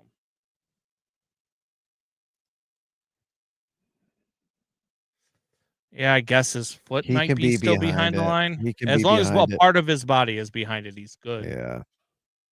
I mean, it's really freaking close, though. But it's going to count. It's going to be 35-28 49ers with 4:52 to go in the third quarter. Bears need to answer here. Look, at some point you have to get a stop. I mean, we were just talking about it. At some point, your defense has to do something. I don't even care if it's bend and don't break and only give up a field goal. You got to stop giving up 6. You've got to. Oh, this guy. Johnny says, is that a block light? Let me see if I can. Black light, not block light.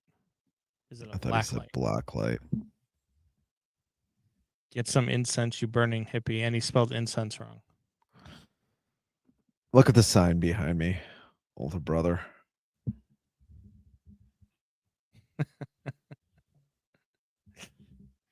I mean, maybe spell incense correctly. He just mashes on the keypad. He doesn't really spell words. Get some incense, you hippie. That's John. That's John right there. As he's typing. And when he's typing, he's going like this. Get some incense, you hippie. That's how he types. You ran like a 3-year-old. I had to do it with a pen at halftime on my break. I mean, Jesus Christ. It's a good message. It is a good message. I kind of agree with the message. Is Avatar a money laundering scheme? Does anyone actually watch and enjoy these movies? I think I watch them. I enjoy them. Okay, Jeremiah? Some of us do. Some of us likes James Cameron's work. Ryan, you were waiting for that moment. Oh, I was waiting for that moment. I've been waiting for this moment. John's Googling right now how to spell incense. Yes. I mean, I would think Caleb Williams. Oh, Brock Purdy was the 262nd pick in the draft. Oh, I get it. I don't know what team would take Brock Purdy over Caleb Williams right now, but okay. Austin Booker did not look good on that play. No. Nobody really looked good on that play. What is Andrew Billings doing out there? I don't. What is he doing? Is he going to? He was looking for a cheeseburger. What is he doing? Brock Purdy is the biggest nerd in football. It's, incredible. God. Bears need to score here, and then they got to get a stop, man. Got to get a stop. Let's see what they do on offense here first, though. They're moving the ball well. I'm impressed with their offense tonight. They are.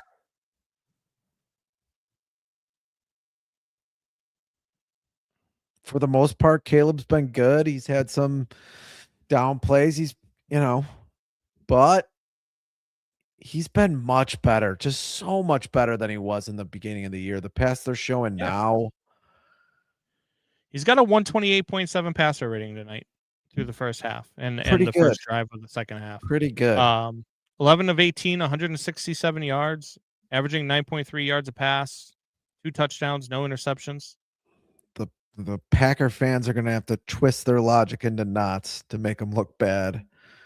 But they still. Here comes DeAndre Swift running up the middle for gain of 5. Yeah. So 2nd and 5. They've run the ball well again. Yeah. I think they'll continue to run the ball. I mean, they ran the ball well last year too. A lot of these passes are open though, and they are gashing San Francisco too. Yeah. 12 rushes, 18 passes. The Bears, another play action. Caleb drops back. Throw to Swift. That's going to be a first down. Hang on to the ball, Swift. So they get the ball out to the 35. 1st and 10. 4 minutes to go in the third quarter. Sidearm, Stafford style throw.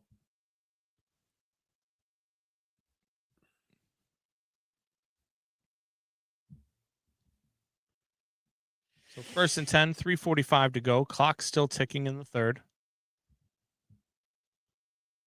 DJ Moore in motion. They hand the ball off to Swift. Swift will get 2 yards on the run. Not a lot there. 2nd and 8. No, I ran right into a wall. I don't think Jonah Jackson's getting the push he usually does over there. Darnell Wright was sick. Did not fly with the team. Yeah. A lot of illness going in through the locker room. I think he flew in today. They said a lot of the players on the plane were wearing masks because of everything that was going around. Caleb drops back to pass again. That's got to be pass interference. What are we doing? He got tackled.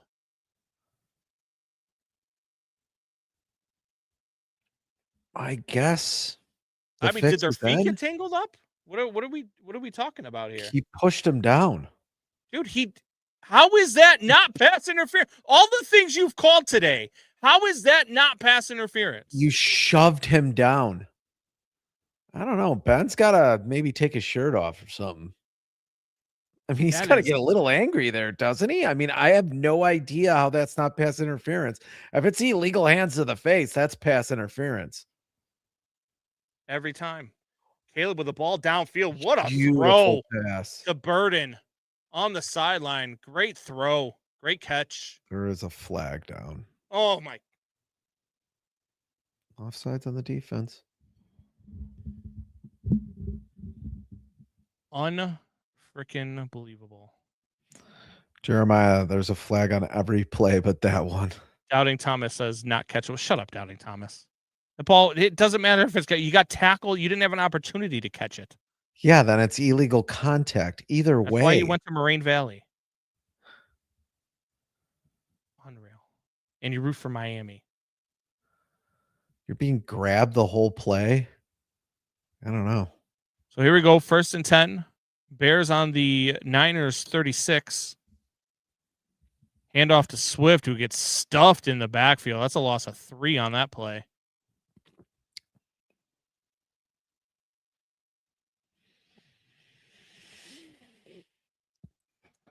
Niners are making a concerted effort against the run here.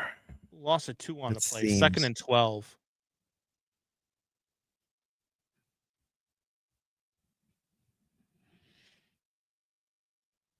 Just a great pass by Caleb, by the way. Yeah, that throw to Burden was nice on the move. There's another pass play right here. That one goes to Ja'Day Walker. For a gain of about 11. So it'd be 3rd and 1. 3rd and manageable. Probably 4th down territory if you don't get it here on 3rd down for Ben Johnson, I would assume. Don't you want to see Cairo? I will kick you in your face. What is wrong with you? Fire Cairo Santos into the sun. Why the sun? I don't get it. because as soon as he hits it, he would melt and go away. And the Bears rush off the edge. Is that going to be a first down? No, they're going to mark him short. I think it's a bad spot. I think That's it's a closer to the line than where terrible it's spotted spot. at. And there's a flag holding on the Bears. Shocker that there's a flag on the play and that it's against the Bears. Just, I mean, beat him out way before he. And a terrible spot. Yeah, that's holding. That is a really bad holding. That's as bad a holding as the pass interference call that wasn't called. Yeah, it's the same exact damn play. Except you called one and didn't call the other. So 3rd and 11 Julianne now. says he'd melt way before he hit the sun. Yeah. She's getting all physics. Either way. All Stephen Hawking on your ass. Either way, fire him into the sun. All Stephen Hawking on us. Caleb's going to tuck and run here on 3rd and 11. They get about halfway there. It's going to be 4th and 5. Another terrible spot. Go for it. Full yard and a half. He is not even acting like he's not going for it. Nope. Leaving him out there. 4th and 5. I don't think it's 4th and 5. Megan's right. Salah does look like Xerxes from 300. I don't remember what he looks like. I remember Legolas. You watched a movie? 300 was a great movie. There's a pass from Caleb to Colston Loveland. Colston Loveland, your boy. There we go. That's the over on that prop. The only thing I need now is the Bears plus 3.5. Doubting Thomas said to kick it. Doubting Thomas just wants to see Cairo Santos miss a field goal in this game so we can watch your head explode.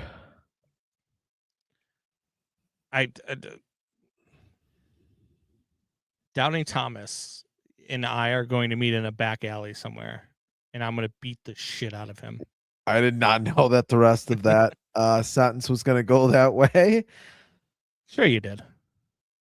You knew. Don't you guys meet in a bathhouse? Unbelievable. Oh.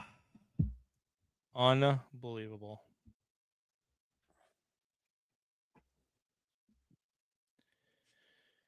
Oh, let's see what the Bears can do here. Megan says, whoa. Touchdown here, 35-35. Doubting Thomas says Combs is plus 550. In a fight with you in a back alley, I think I'd be minus 5,500. Oh boy. Pretty sure the odds would be Plus well in my favor. 550. Yeah. I mean, I'll you know what? Which one of you is Jake Paul? I'm gonna give you 10 grand to put it. I'm gonna give you 10 grand to put on me. Just don't tell anybody I bet it. We're gonna go all NBA on it.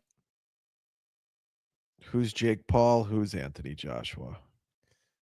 I'm definitely not Jake Paul. I'm going to parlay that way. Fitz getting pink eye from his uncircumcised Christmas. Unbelievable. Well, you're never going to see the Christmas tree again, okay? We could stop talking about the Christmas tree finally. You took it down? No, I'm going to take it down. You're not going to see it again. Okay. All right. It's because we don't have a show before New Year's again. Yeah. Pre-game for the Lions game. Although the Lions are going to bring it 1,000%. That team will bring it. Break? I don't know.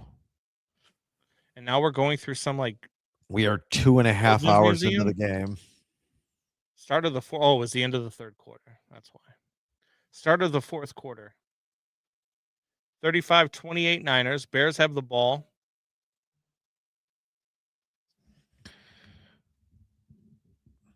It is 1st and 10 on the 22-yard line of San Francisco. Hand off to Swift. Swift breaks it up the middle. That's going to go for a touchdown. Touchdown! Touchdown Bears, baby. DeAndre Swift. That's some nice moves by DeAndre Swift. Some bad defense, but some Let's nice go. moves. Now you need a defensive stand. Defensive stand here. You've got to get this team off the field. I know. 9 plays, 80 yards, 5 minutes. Neither defense wants to stop anybody in this game. Neither. Neither. Nother. Nether. None. Nobody. Whatever you said. Cairo Santos right through the middle. Your boy.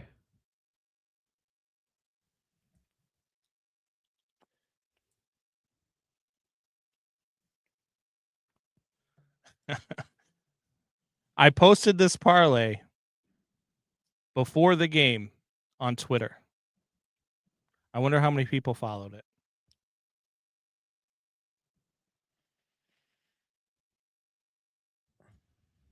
Just wonder.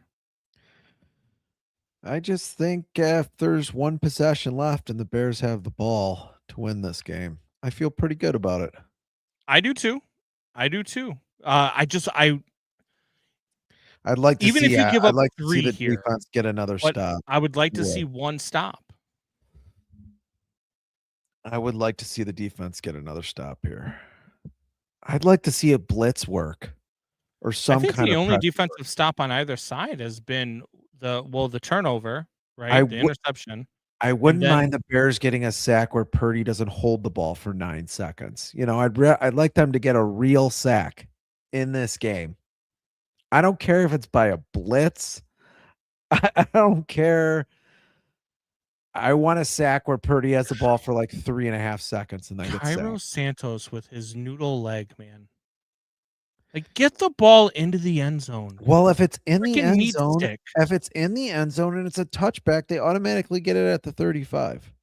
And if you let him return it, he's got a chance to return it all the way. He got the ball back to the 35 anyway. These are not our father's Bears. No, they are not. The Bears would be, this was our father's Bears. They'd be losing 35-10 right now. Purdy is due for a dumb pass. He sure is. From your lips to the football god's ears, Jeremiah. Let's go. Purdy on 1st and 10. Going to be a fake to McCaffrey. Purdy's going to pass it out to your Pearsall, boy. who's all by himself. Yeah, Nashawn Wright had some was back off on the coverage there. I don't think that's bad. I don't think that's bad to keep guys in front of you. See if Purdy can go downfield and dink and dunk instead of some of these long Well, the problem is that 25-yard he can. passes. And then once you get into the red zone, then you got to deal with McCaffrey too. That's the problem with this offense, is that McCaffrey can dink and dunk you. Oh, I thought he fumbled the ball there. Offsides on the offense. Yep. Is this a penalty against the Niners? Holding on the offense. Holy hell, that's a huge penalty right there. It's going to be 2nd and 12 now instead of what was going to be a first down. That's a huge penalty against the Niners. Now the Bears have to do something with it, though. Yeah. Andrew Billings got held. Don't you just get in front of that guy? Look at how giant he is. I know. How do you even hold that guy? It's insane. Hold me closer, Tony Danza. Hold me Bears, closer. they are Andrew. bringing the house. Nope, they drop back into coverage. They got Purdy down. Oh, Oh my nice God. ball on the How ground. does he get away? Oh.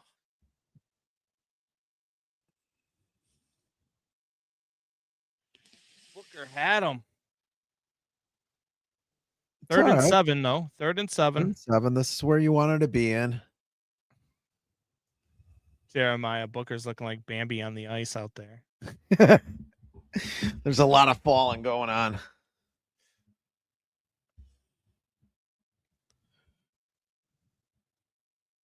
Here we go with Purdy. He's got McCaffrey in motion. Purdy throws the ball downfield and he's in there come for that on. long. You cannot let him I mean, he's standing there for 8 seconds.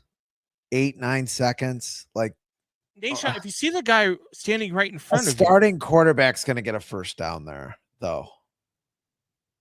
I understand that, but you can't let standing there, man. That's a long route. You've got to take Nahshon Wright off of Ricky Pearsall. You have to. Look at that route. Nahshon Wright should be covering Jennings. Look at Jennings is slower than Ricky Pearsall, and Jalen Johnson should be covering Ricky Pearsall. Look at how long Brock Purdy's. It doesn't matter. If you have the ball, that's fine. I understand that you have the ball, but you've got to be able to cover too. You can't let wide receivers get wide open like that. And Nahshon Wright is getting torched. The torque that Brock Purdy had to put on that 20-yard throw is ridiculous. I don't know if this guy is good in any other offense in the league. I just don't know. He probably is a system quarterback, but I mean, pretty much all quarterbacks now are system quarterbacks. Jared Goff was much better with Ben Johnson. Wind up, he has to give on Mahomes. throw. You've never full second wind up on that throw. You've never seen Patrick Mahomes without the system that he's in. And it hasn't looked great the last two seasons. The thing about Patrick Mahomes, he doesn't have to wind up like he's throwing a 70-yard pass. Great thing about Patrick Mahomes, I didn't know Chris Collinsworth joined the podcast. Well, you see, the great thing about Patrick Mahomes is the way he talks.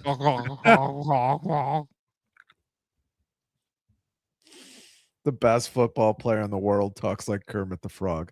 I just find that funny. 3rd and 7 again for the 49ers. Purdy back in shotgun. You've got to put some pressure on him here. They do. And he gets Austin Booker. Austin Booker hits him as he's throwing. 4th and 7 for the 49ers. Decision time here for the Niners. Do you punt the ball? You're on the Bears side of the 50, or do you go for it at 4th and 7? Most likely you punt the ball. But, I mean, it's the Niners, and it's Kyle Shanahan, so you never know. Good job by Booker there to get a hand on him. Great pass rush there. Absolutely. So there's the stop we were looking for, baby. All right, now sustain a drive. Take a lot of time off the clock and put points on the board. Get out the punt zone. Is at the 10 and fair caught.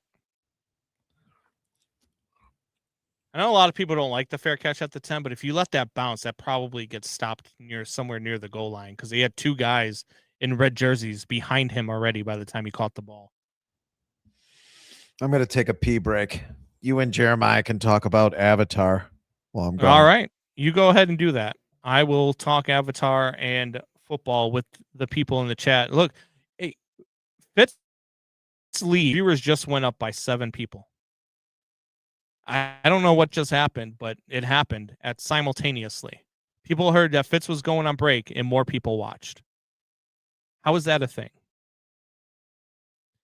Jeremiah says, if I was coaching either of these teams, I'd tell her punter to take the rest of the night off. Well, I hope the Bears punter takes the rest of the night off, and I hope the Bears can sustain the drive here. You got 11 minutes to go in the 4th. Lot of 35-35. I would lie to you if I said I'm not worried about my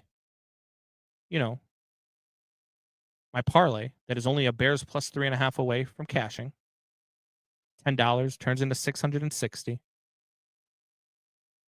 Name an iconic moment from Avatar. No one can. There is no iconic moment from Avatar. There just isn't. I've never even seen the movies, so I couldn't name it even if I wanted to. Combs plus 750. And Junior says, what's the score right now? It is 35-35. Bears have the ball with 11 minutes to go in the 4th. Are you not watching the game, Junior? You just watching the podcast on and off? What are you doing? Playing Fortnite? He's probably playing Fortnite. The Bears have the ball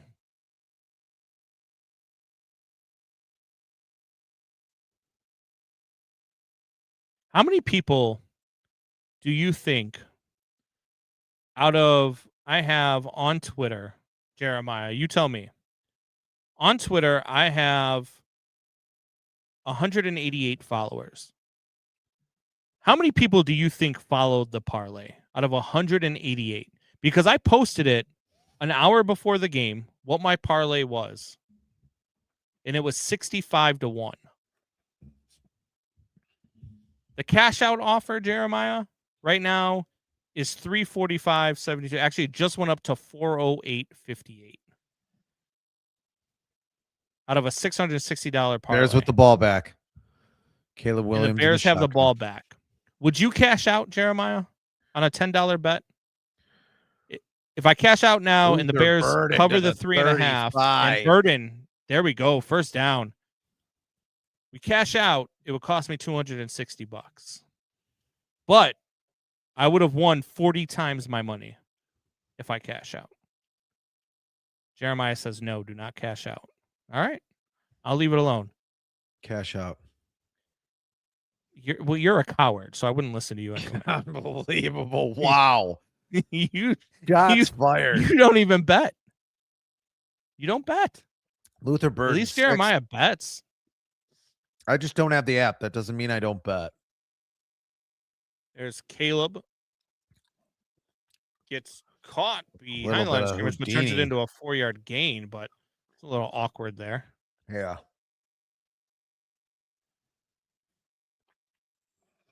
Jeremiah says it gets around 500. You start thinking about it. I'm watching it right now. It's fluctuating between 408 and 396. Just went up to 420. Pothead.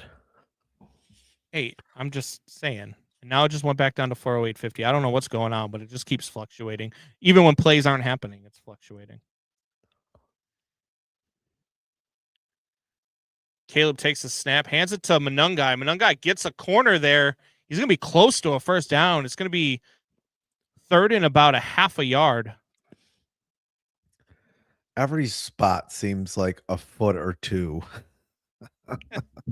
less than where they landed. With about 9 minutes to go.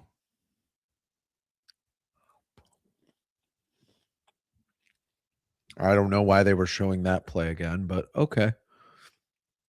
No one got hurt on that play.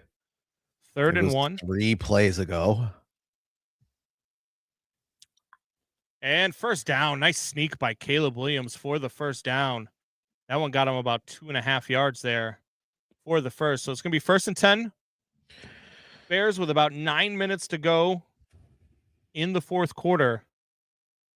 So the drive is what we asked him to do. They're taking some time off the clock here. Brock Purdy's thinking about his touchdown dances right now on the sidelines.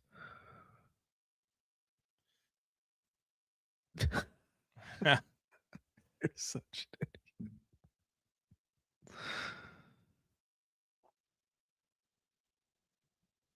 And Caleb with a pass downfield to Loveland. That's going to get the Bears into the red zone. What a pass by Caleb. Perfect. Fantastic play right there. In stride to the big tight end. Loveland's just open a lot. He is open a lot. The live total in the game is 80.5. You cannot put a linebacker on that kid. You just cannot put a linebacker on that kid. I did, Doubting Thomas. I did hedge. The linebacker's trailing him. I mean, Caleb is 11 for 13 in this half for 173 yards passing. It's pretty good. Wild. Another flag on the play. Penalty. It looks like illegal formation. Delay of game. Oh, unreal. Lots of pre-snap penalties, man. Most in the league. Most in the league.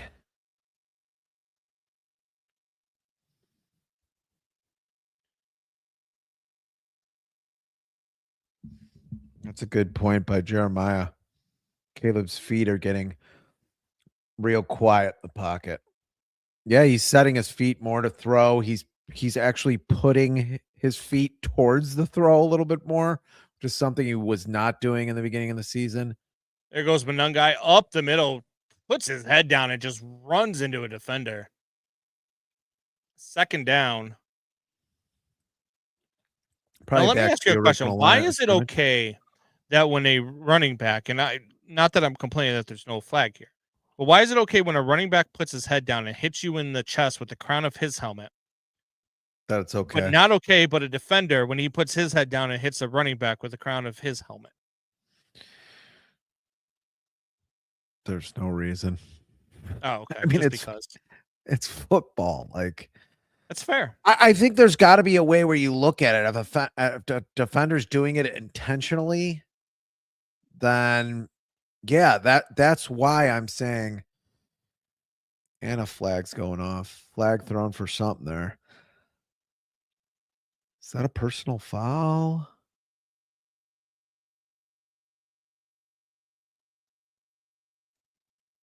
Oh, pulls the face mask. Yeah. Good call. Are you looking at your parlay? I am. I was looking at the cash out because the cash out's really juicy right now. All right, $584 for the cash out. Would you take 40. It? Cost you $80. Yes. Jeremiah, would you take it? Why does Jeremiah? Why are you waiting for Jeremiah? Because Jeremiah is now a coward. I'm your partner. Take it, Jeremiah says. All right, I'm in. Taking it.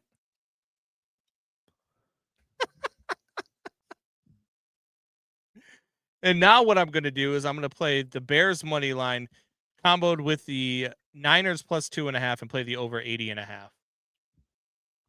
Loveland with another catch. The Niners defense is getting a little bit frustrated. Little bit. Look, 6:30 to go. 35-35. Second and goal for the Chicago Bears. Would love to see 6 here. Time I of do possession. not want to see Cairo Santos unless he's attempting an extra point. God, you really hate Cairo Santos. Little shovel What pass. Kind that of was pass interesting. Was that? Don't ever do that again. I'm not quite sure. I don't know what that was. Dangerous. I'm not quite sure what that play. If that was a design play or if that was just Caleb off script, I'm not sure. Is he about to get sacked there? Like, I don't think so. Like, you don't have to do that. That's a designed play. I guess no one was there, but like, is there somebody else open? Like, there was nothing there for Monangai to do. Your look, I mean, I don't like those plays to Monangai. I just don't. I like those plays to Swift. Caleb looking. He's got a guy. Oh, he's got Monangai, and he overthrows it. You got to kick it. Oh. You have got to kick it here. Unfortunately. Unreal.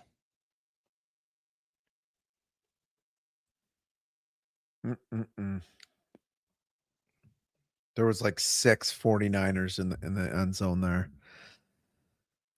I don't know. Maybe I just run the ball 3 times there. See what happens if you get it down to the 1. There's your boy, Cairo Santos, with a field goal. Field goal's up. Field goal's good. 38-35. 5:22 to go in the fourth quarter. Bears up by a field goal. Look, regardless of what happens in this game, I don't know how you look at this game and still doubt the Chicago Bears. Yeah, I don't either. This is a pretty good team in the 49ers. It's a very good team. And everybody's talking about the NFC West and how the NFC West, I got some slack today because I said no NFC West team is going to make the NFC Championship game. And I have reasoning behind it. And the reasoning behind it is because 2 of the West Coast teams are going to have to play afternoon games in the playoffs on the East Coast. And I never like a West Coast team in a cold weather city on the East Coast for an afternoon game.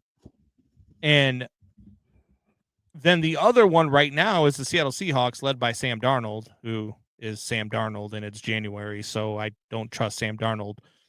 So I said no NFC West team makes the NFC Championship game. But all three of these teams are very good. Like the Rams, I think, might be the best team in the NFL. The Seahawks, Yeah.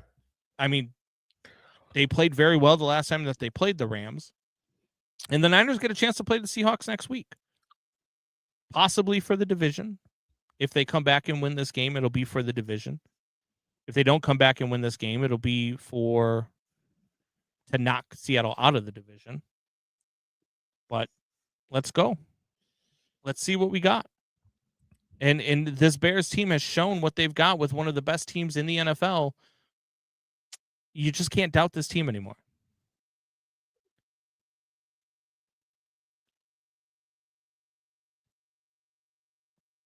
No, you can't. You can't doubt this team anymore. I don't have a lot of doubts Did you anymore. fall asleep?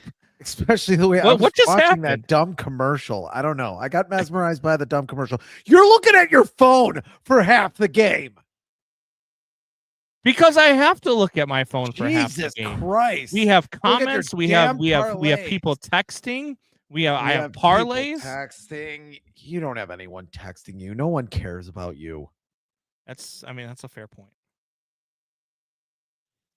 It's a fair point. I mean, I'm Can sad we just about it. look back fair to point. 1 year ago when we went to Santa Clara to play a bad 49ers team and got smacked? The difference is staggering. Dave Lauren, what a game. Welcome, Dave.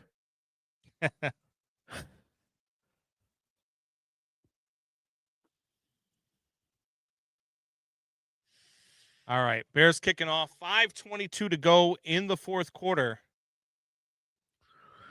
I don't know, Kyle Shanahan. What do you got? What do you got on that sheet, Kyle Shanahan? You got another pick for Purdy, which should be his third pick of the game. Dave Lauren with the Johnny Fitzgibbons comment. Yes. And remember, Brock Purdy is picked off in the end zone as he should have been. This is a 10-point game right now. It is. It is.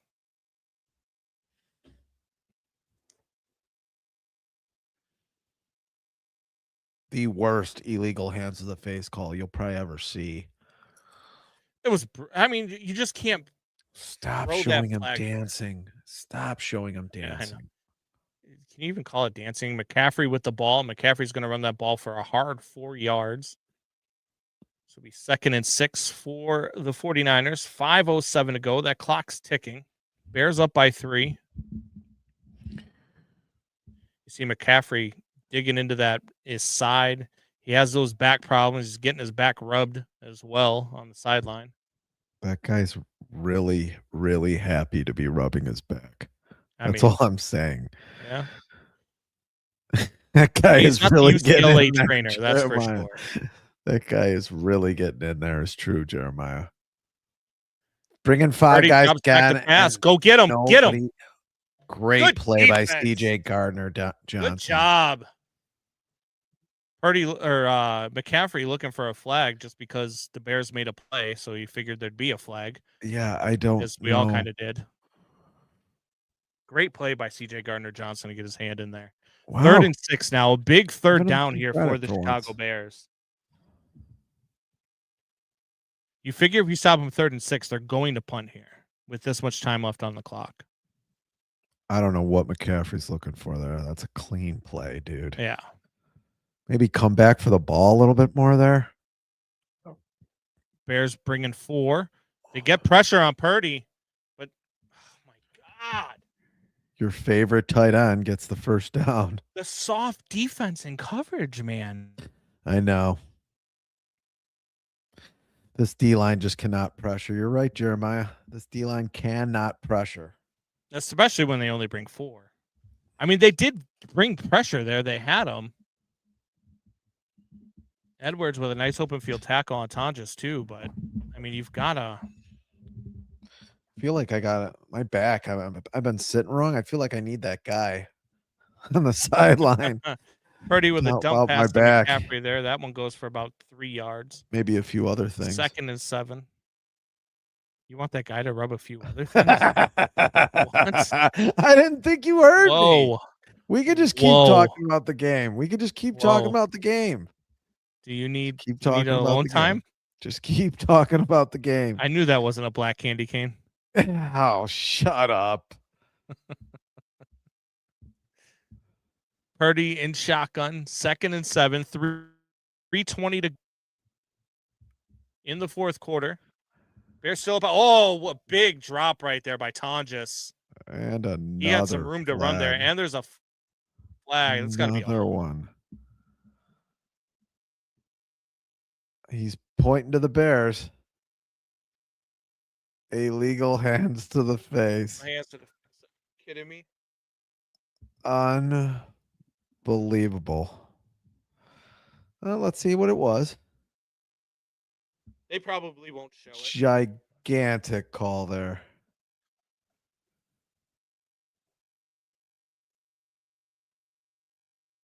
Yeah, that's illegal hands to the face. Now that is illegal hands to the face. Isn't that just a stiff arm? Well, I mean, if a running back does that, it's a stiff arm, right? That's why I don't get some of these rules. Like, well, it's okay Billings is out there. There's a block in the back that frees McCaffrey as McCaffrey runs to, and there's no flag again for a block in the back. You can do that in this game. No, I guess. Watch this replay again. There was 2 blocks in the back, like together, and they didn't call it. Why would they call this? Like, I know Ben Johnson doesn't typically lose his mind, but how does Dennis Allen not lose his mind? Watch this block here. He just runs C.J. Gardner-Johnson over from behind. You can do that now, I guess. He literally pushes him on the numbers on his back. Come on. There was 2 guys who had 2 blocks in the back that sprung McCaffrey earlier in the game. Backfield. It's going to be 2nd and 12. It's just, man. I just don't get it. If you're going to throw flags, fine. But you have to you set the precedent that you have to call everything. You have to. I think it's an errant throw time by Purdy right here. Errant throw. Do something dumb. Purdy in shotgun. He is going to throw the ball. Throws the ball downfield to a wide open Jawan Jennings, who is going to score a touchdown. 2:15 to go, ladies and gentlemen. 2:15 time for Caleb Williams. Inexplicably going for 2. Why would you go for 2 here? I don't know why Purdy had 2. Does you no good. I don't think Purdy knows what's going on. I mean, so here's the thing. It's wide. If you go for 2, no one ever guarded him. No, what do you? Sense, right? Brisker took just a terrible angle at him there. He's behind him when he catches the ball. I guess if you go for 2, you make the extra point matter. And if he misses the extra point, you're still tied. But no, they are going to go for 1 and not for 2. Yeah, he had.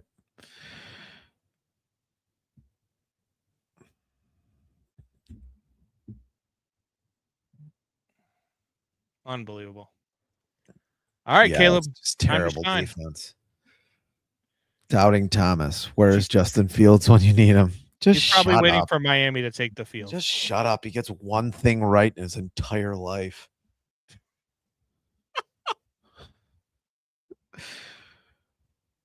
Well, he got 2 things right. He did get Meg. He shouldn't have married her. Come on.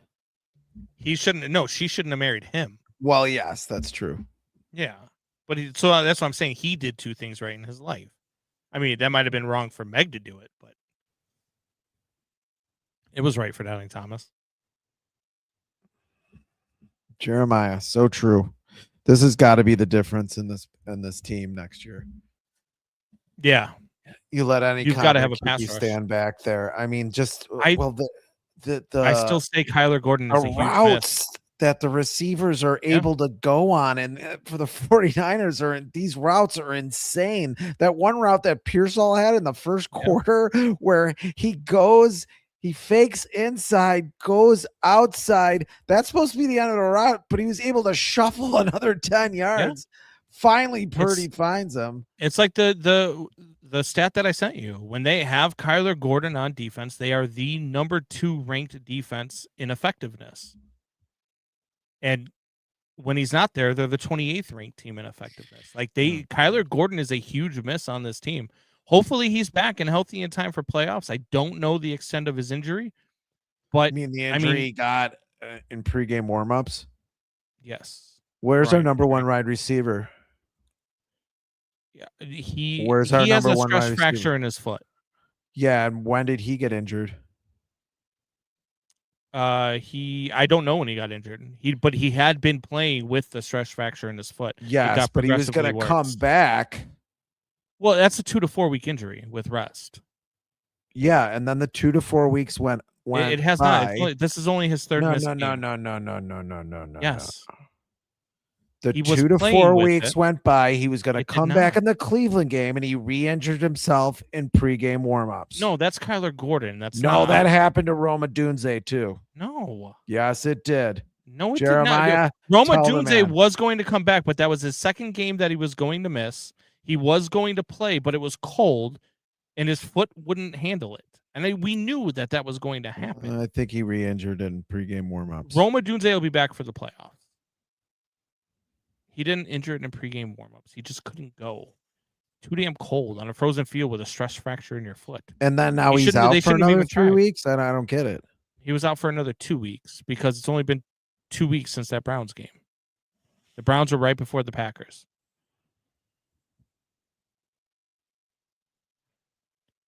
As a Mizzou fan, I'm on the Bears bandwagon. I love that Luther is kicking ass for you guys. Hey, I like it. Mo Guy. I don't even. I won't try to pronounce your name. But yeah, no. Hey, always room on the bandwagon. Mizzou, one of the colleges that my daughter got into. She's between Iowa. She loved Iowa, wants to go to Iowa, but she's been offered a lot of money off to go to Marquette and got into their medical program too. So we're going to go look at Marquette here in a couple of weeks. So it'll be between Iowa and Marquette. It's a good decision to make. Yeah. I mean, dude, Iowa's a great school too. She's incredible.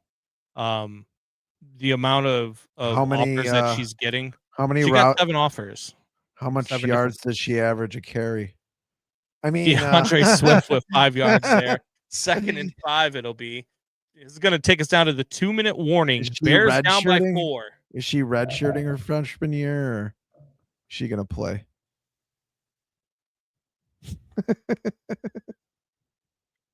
Do you want me to kill you? That's not a bad thing. It's just a joke. We do a sports podcast. Shut up. Do you want me to kill you? Shut up. Now it's going to be, you know what? What are the odds, Doubting Thomas, for me and Fitz in a backyard brawl? Who's got the plus money there? You're plus 1,100. Jules says my cousin is in engineering at Iowa. She loves it. So we went and visited the campus. Aubrey also has a cousin at Iowa. She talked to the running back. She loved it Iowa. too. She loved it too. She talked to the running back at Iowa. She did talk to the running back at Iowa. Well, former running back at Iowa, who's now a running back in the NFL, who tried to pick her up. Which good times when she was 17. Yeah, I did let her know that he was going to be making millions of dollars. So, oh boy, Combs minus 225 says Doubting Thomas. Wow. Jules says because I said, "Can you tape it live podcast for me versus Fitz?" This is because I said my sister shouldn't have married you. Do you think that we could get into obviously a ring with I got a boxing niece gloves out of it in live podcast at you and me?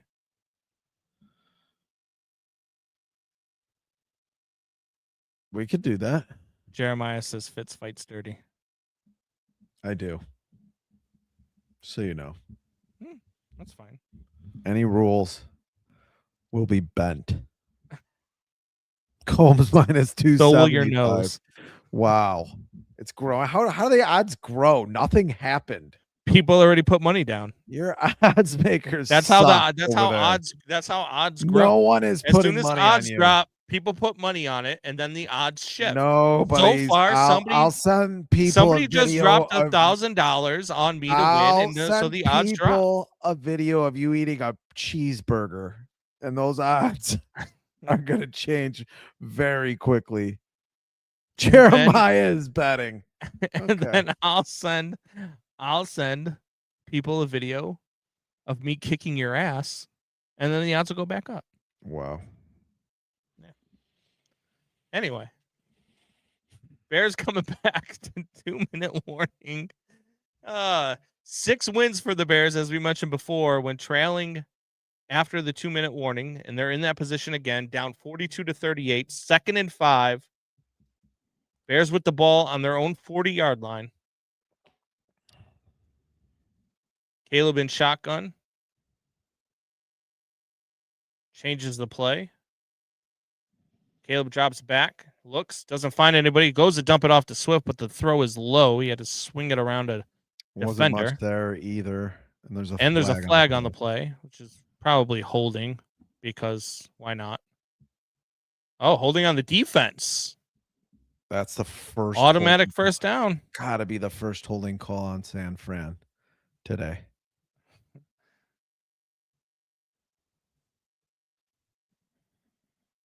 Jeremiah says, I parlayed it with Combs letting out a wet fart and having to change underwear. It's probably a good bet. He wouldn't change his underwear. Like, am I eating pulled pork So- before the fight or something? Like, I mean, because that could be a thing. Wow. You ate pulled pork today, didn't you? I did, and I just let out a fart. What the hell is happening here? And you want to take him, Doubting Thomas? Okay. Caleb, oh, ball batted up in the air. Get down. Oh, my goodness. That was a dangerous tip at the line of scrimmage by Collins. Good job getting his hands up in the air.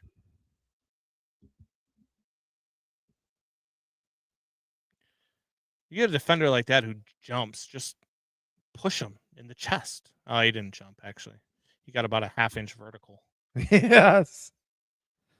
I think there was some holding on that play too, but Might have been. Might have gotten away with something. Minute 51 to go. Bears still have all 3 timeouts, so if they don't get a first down, it's not the end of the world. Yeah, But you could have ran the ball. I want to see him under center in some of these plays. there's a dump off to Swift. Swift's going to get about 9 yards there, 8 yards. We about 3rd and 2. 3rd and manageable here. Clock ticking, minute 37. A lot of time here.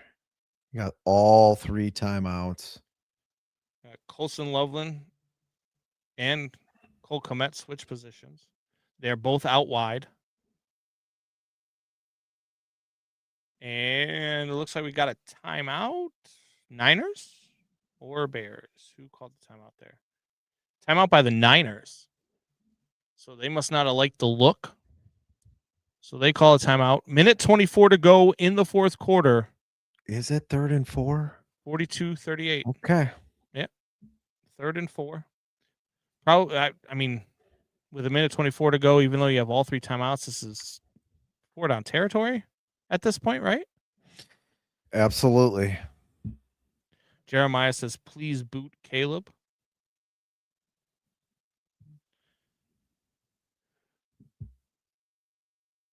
Boot him out to the right side, though. Like, so tired of them going to the left with a right-handed throw. You got to boot to the left so that if he does sometimes decide they to don't have throw, room. Sometimes his- they're too far on that side of the hash. So they have to go eventually left, but they're in the middle of the field now, so No, they're on the right hash. oh, they are on the right hash. Yep, that's where Swift took the ball. So there goes Caleb. Caleb takes off. He's going to get a first down easily here as he gets knocked out of bounds. So the clock will stop. A minute 17. First down for the Bears. Down by 4.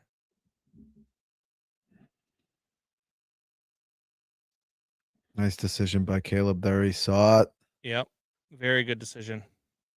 Didn't even hesitate.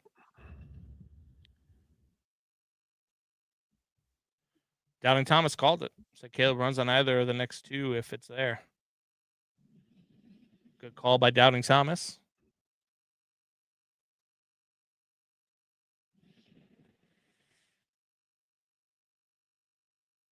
You can Caleb with a still pass. run the ball. Oh, Loveland catch the ball. Yeah, you could still run the ball there. There's just too many things that can go wrong when you're passing it this much. You could still run the ball here. Loveland has to catch that ball. I mean, you could do a delay to somebody here. You've been passing it a lot. I mean, that's what, 5 pass plays in a row? Yeah. Even though Caleb especially runs with all it. 3 timeouts. You got to catch that ball, though, Loveland. But he's had a good game, so. Throw down the middle. What the hell happened there? Did Cole Kmet hear footsteps? It's just another throw. You do not need to be throwing the ball this much. Minute 9 to go. 3rd and 10 now. Now you got to throw the ball. Now you're predictable. What happened to Kyle Shanahan's nose? I don't know. Maybe he got punched in the locker room. Bright red, and he's got a scratch or something on it.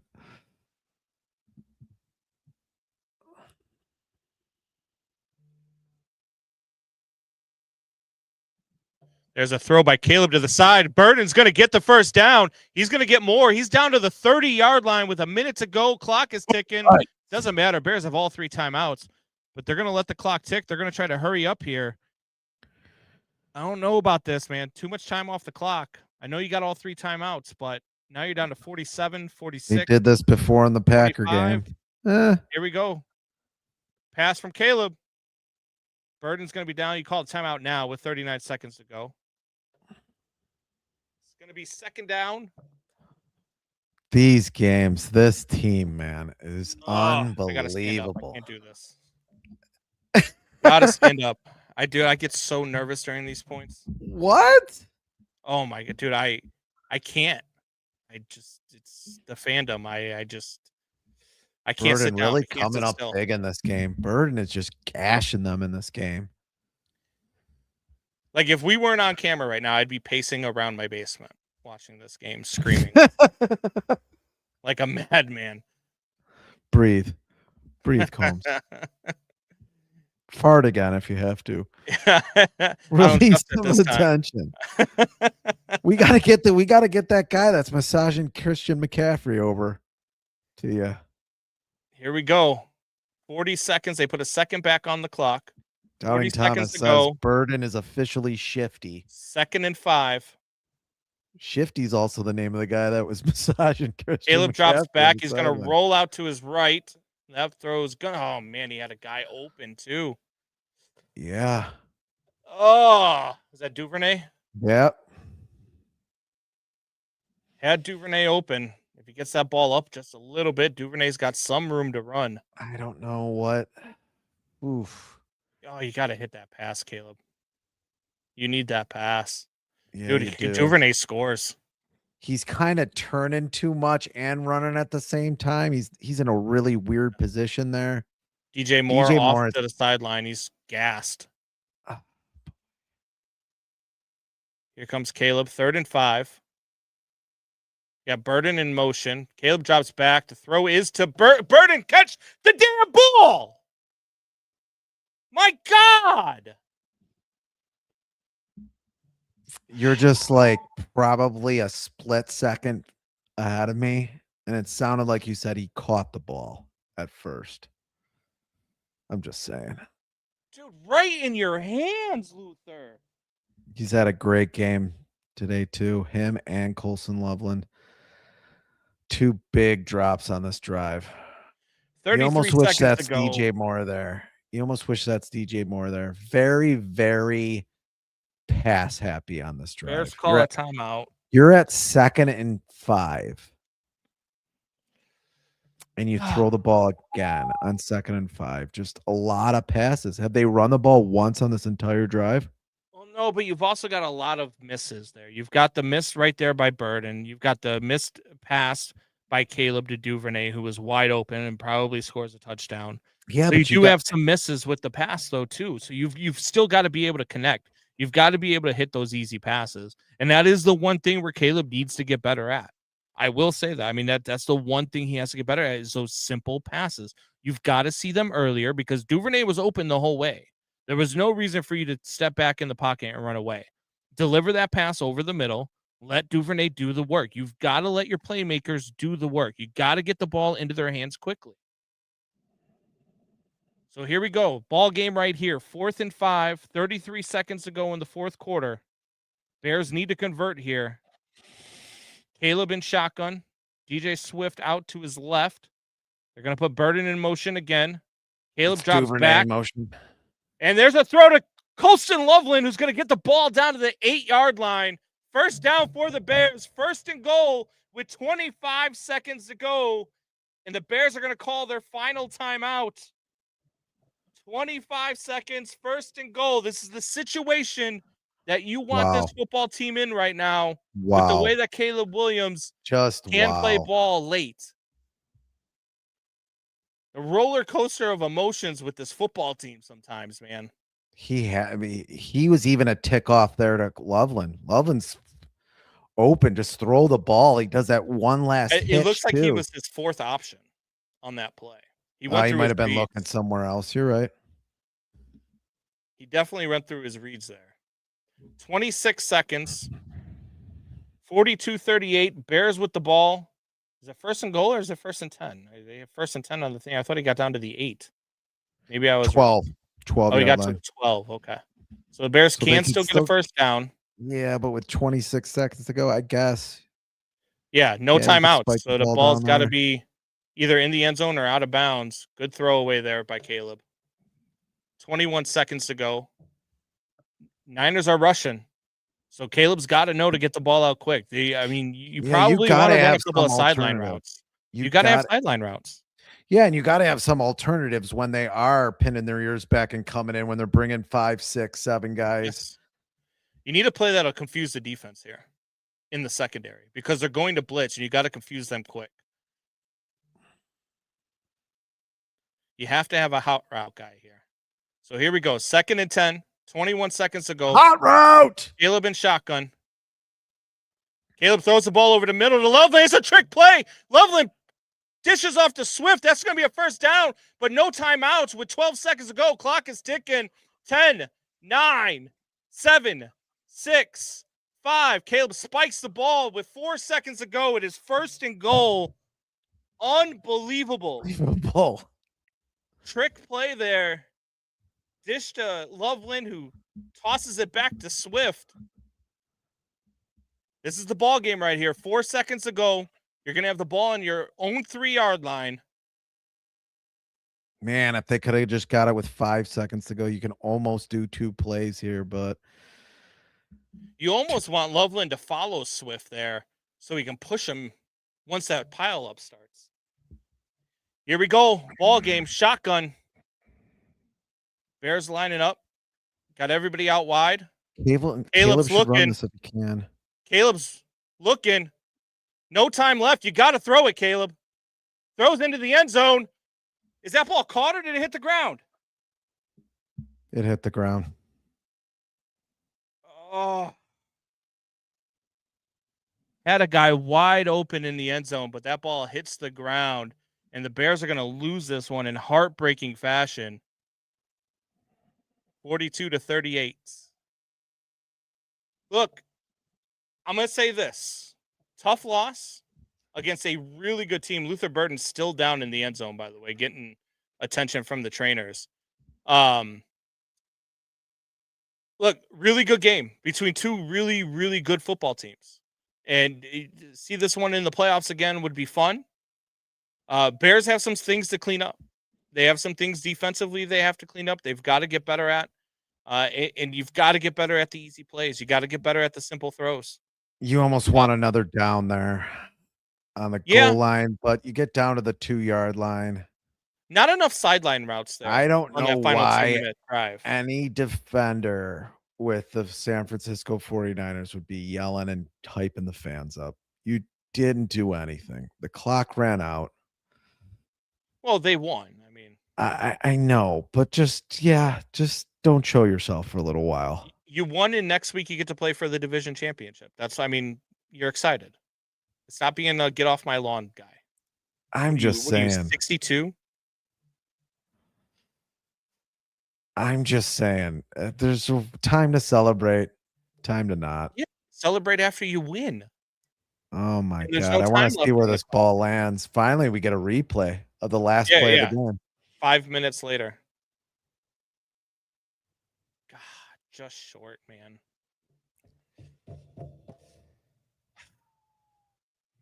I need to see the all 22 of that last play before Caleb takes off. I mean, I know they dropped pretty much everybody back into coverage, but you got to find something. But look, you take what it is, man.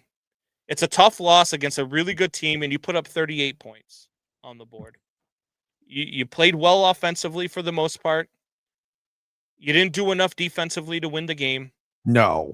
Defense lost them this game. Yeah, for sure. So you've got to get better in a couple of things, and I think the Bears will. You don't see them make the same mistakes twice. And next week you got the Detroit Lions. I fully expect all the starters to play because you will be playing for the 2 seed as opposed to the 3 seed with the Philadelphia Eagles. I don't know who the Eagles got next week. I'm looking it up right now. The Eagles will be playing the Commanders next week. So you have to win your game against the Lions because the Eagles got the Commanders. Almost certainly a win for the Eagles. So you're going to have to win to remain the 2 seed. You have no shot at the 1 seed now. That's out of there. But to still remain the 2 seed because, I mean, look, the difference between the 2 seed and the 3 seed would be the difference between playing the Rams or playing the Packers. Both these defenses need to get better for the playoffs. I mean, yeah, I don't know how the Bears get better. I really don't. I mean, do you think that this is a case because we've seen the Bears, at times defensively, I mean, really put up good games. I mean, last week against the Packers was a really good game by the defense. The week before that against the Browns, a really good defensive game. Against the Packers, only giving up 21. They played really well against the Eagles where they only gave up 15 points in Philadelphia. So it's not like, but you just think this is a case of 2 really high-powered, really good offensive, two really good offensive-minded head coaches that it was just one of those games where it didn't matter what defense was on the field. There was just going to be points scored.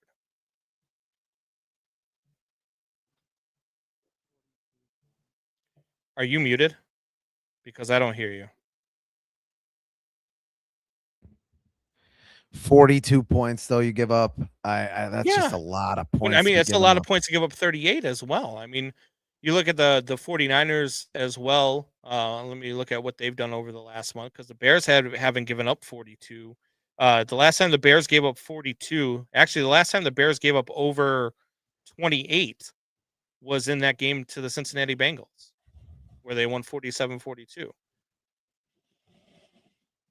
And for the 49ers, as I'm pulling up their stuff right now, the last time that the 49ers gave up 38 points, I mean, hell, they 27, 24, 8, 9, 22, 26, 24, 15, 10, 19, 20. This is the most points they've given up all year.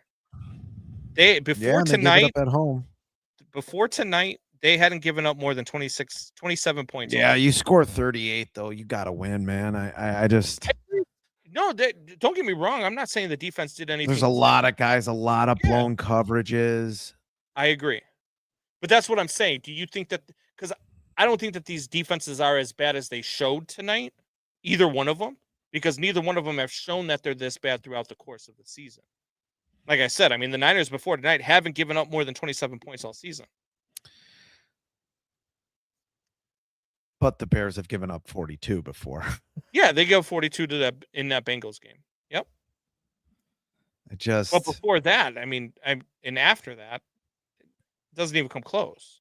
So I agree. Just it was a bad game for them defensively, but do you just think it was the case of two really good offenses, Yeah. really good offensive minded head I coach? mean, you're going to give up a lot of you're going to give a lot of points up, especially the way the Bears defense is. I thought it was a tough matchup with the Bears today. I said it when we talked earlier today. Feel like we've been talking forever, but I felt like it was a bad matchup for the Bears just because it's a team that runs the ball really well. Just So you they're can't showing it leave right guys now, that not to wide cut you open. off, but they're showing it right now. Bears will be Fox game of the week next week. Ravens and Steelers will be Sunday night football for the AFC North. So Bears will play the Fox game of the week, 3:25, which means Tom Brady back in town against Bears against the Lions. It's a big one for the Bears, though. I mean, like I said, the difference between the 2 and 3 seed right now is the difference between, let's see here. Let me pull up the standings.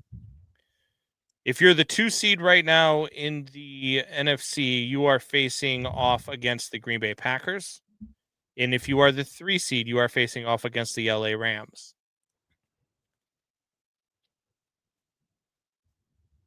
Now that could change. That could be the Seahawks. That could be the 49ers. That could be, or it could stay the Rams. It definitely won't be the Packers if you're the 3 seed. I would rather, to be honest with you, look, I know that we've already faced them twice, and I know, Close it's the games. rivalry, but I would rather have the Packers than the Rams. Yeah, I really like the way the Bears played against the Packers. I Both mean, times. really, at the Bears play, you know, 2 or 3 good quarters against the Packers in either of those games, they win those games kind of going away. Yeah. So if they could play somewhat of a complete game, I think they could beat beat the Packers. Yeah. And I mean, look, it's also the difference between, being able to host 2 playoff games as opposed to being able to only host 1 as well. That's another big difference between the 2 and the 3 seed because, the 2 seed will have a home game for sure in the second round. The 3 seed could have a home game in the second round, but it just depends on who wins in the wild card round. So I like the odds. I like going up against the Lions. The Lions not playing good football over the last month or so, but the Lions do want to beat Ben Johnson twice in the season. They would like to be the reason why they knocked the Bears down to the 3 seed. They would, like to do that. But Yeah, I they're going to the be Bears playing also like would like to get their licks back against Detroit for what happened early in the season. yeah, I think you do have something to play for, and Detroit's going to be playing, Oh yeah, like it's the Super Bowl. You know that. absolutely. It's their final game of the season. They're gonna I don't they're gonna think play Dan it out. Campbell's going to want to take it easy on the Yeah, Bears. yeah, 100%. So It will be good. I mean, I think this team does need Roma Dunze, especially on that final drive. You got a lot of drop balls. I mean, especially on the one drive where they're throwing to DJ Moore, high pass in the end zone, in the back of the end zone to DJ yeah, Moore. That was kind of a weird play. I don't know if they're doing that kind of stuff if Roma Dunze's on the field. I just don't know. After leaning on Burden that much, I think they had to lead a little bit too much on Burden this game, probably a little bit too much on Colson Loveland. And they're rookies. Like, they're going to drop the ball eventually. They had a yeah. lot of good plays today. And Caleb Williams, 330 yards passing. So he's 270 yards passing away from getting to 4,000. He might actually do it. Pretty crazy. I mean,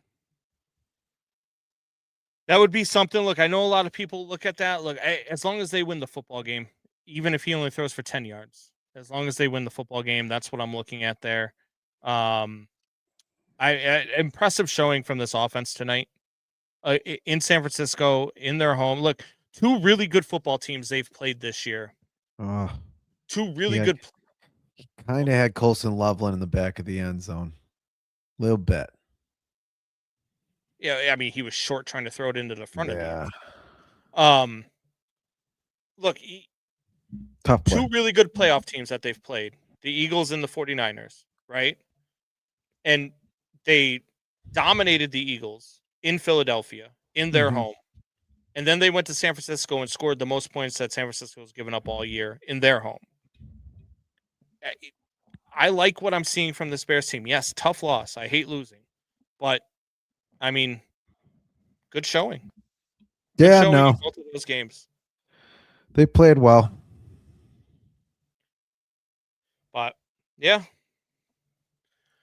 All right, man. Bears played well. Yeah, I would have liked to see a win there, but I mean, I would like to see a little bit more seconds, maybe better clock management at the end, but you didn't give San Francisco, you score their games over. You didn't give San Francisco a chance to score again, and they've been really good at that.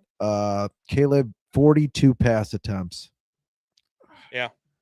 Don't think I would have liked to see that.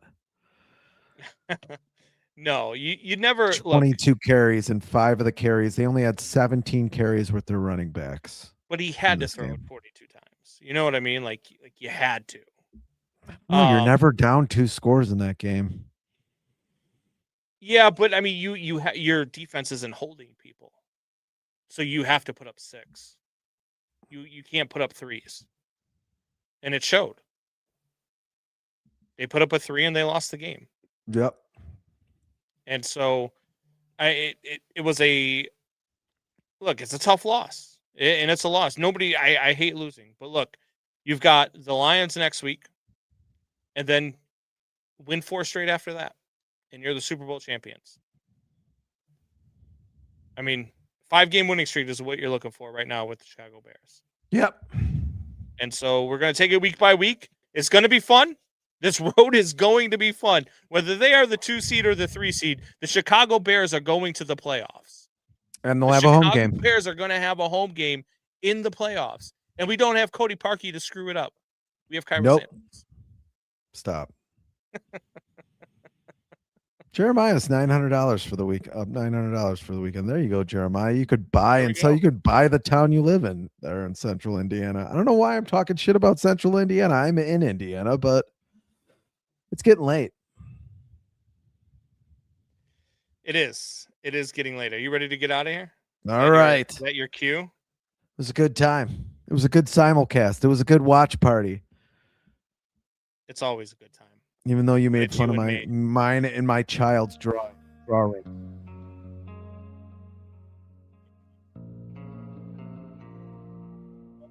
that's not.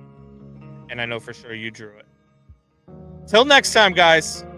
Same bat time, same bat channel. Tell your friends, tell your neighbors, tell your enemies. See ya.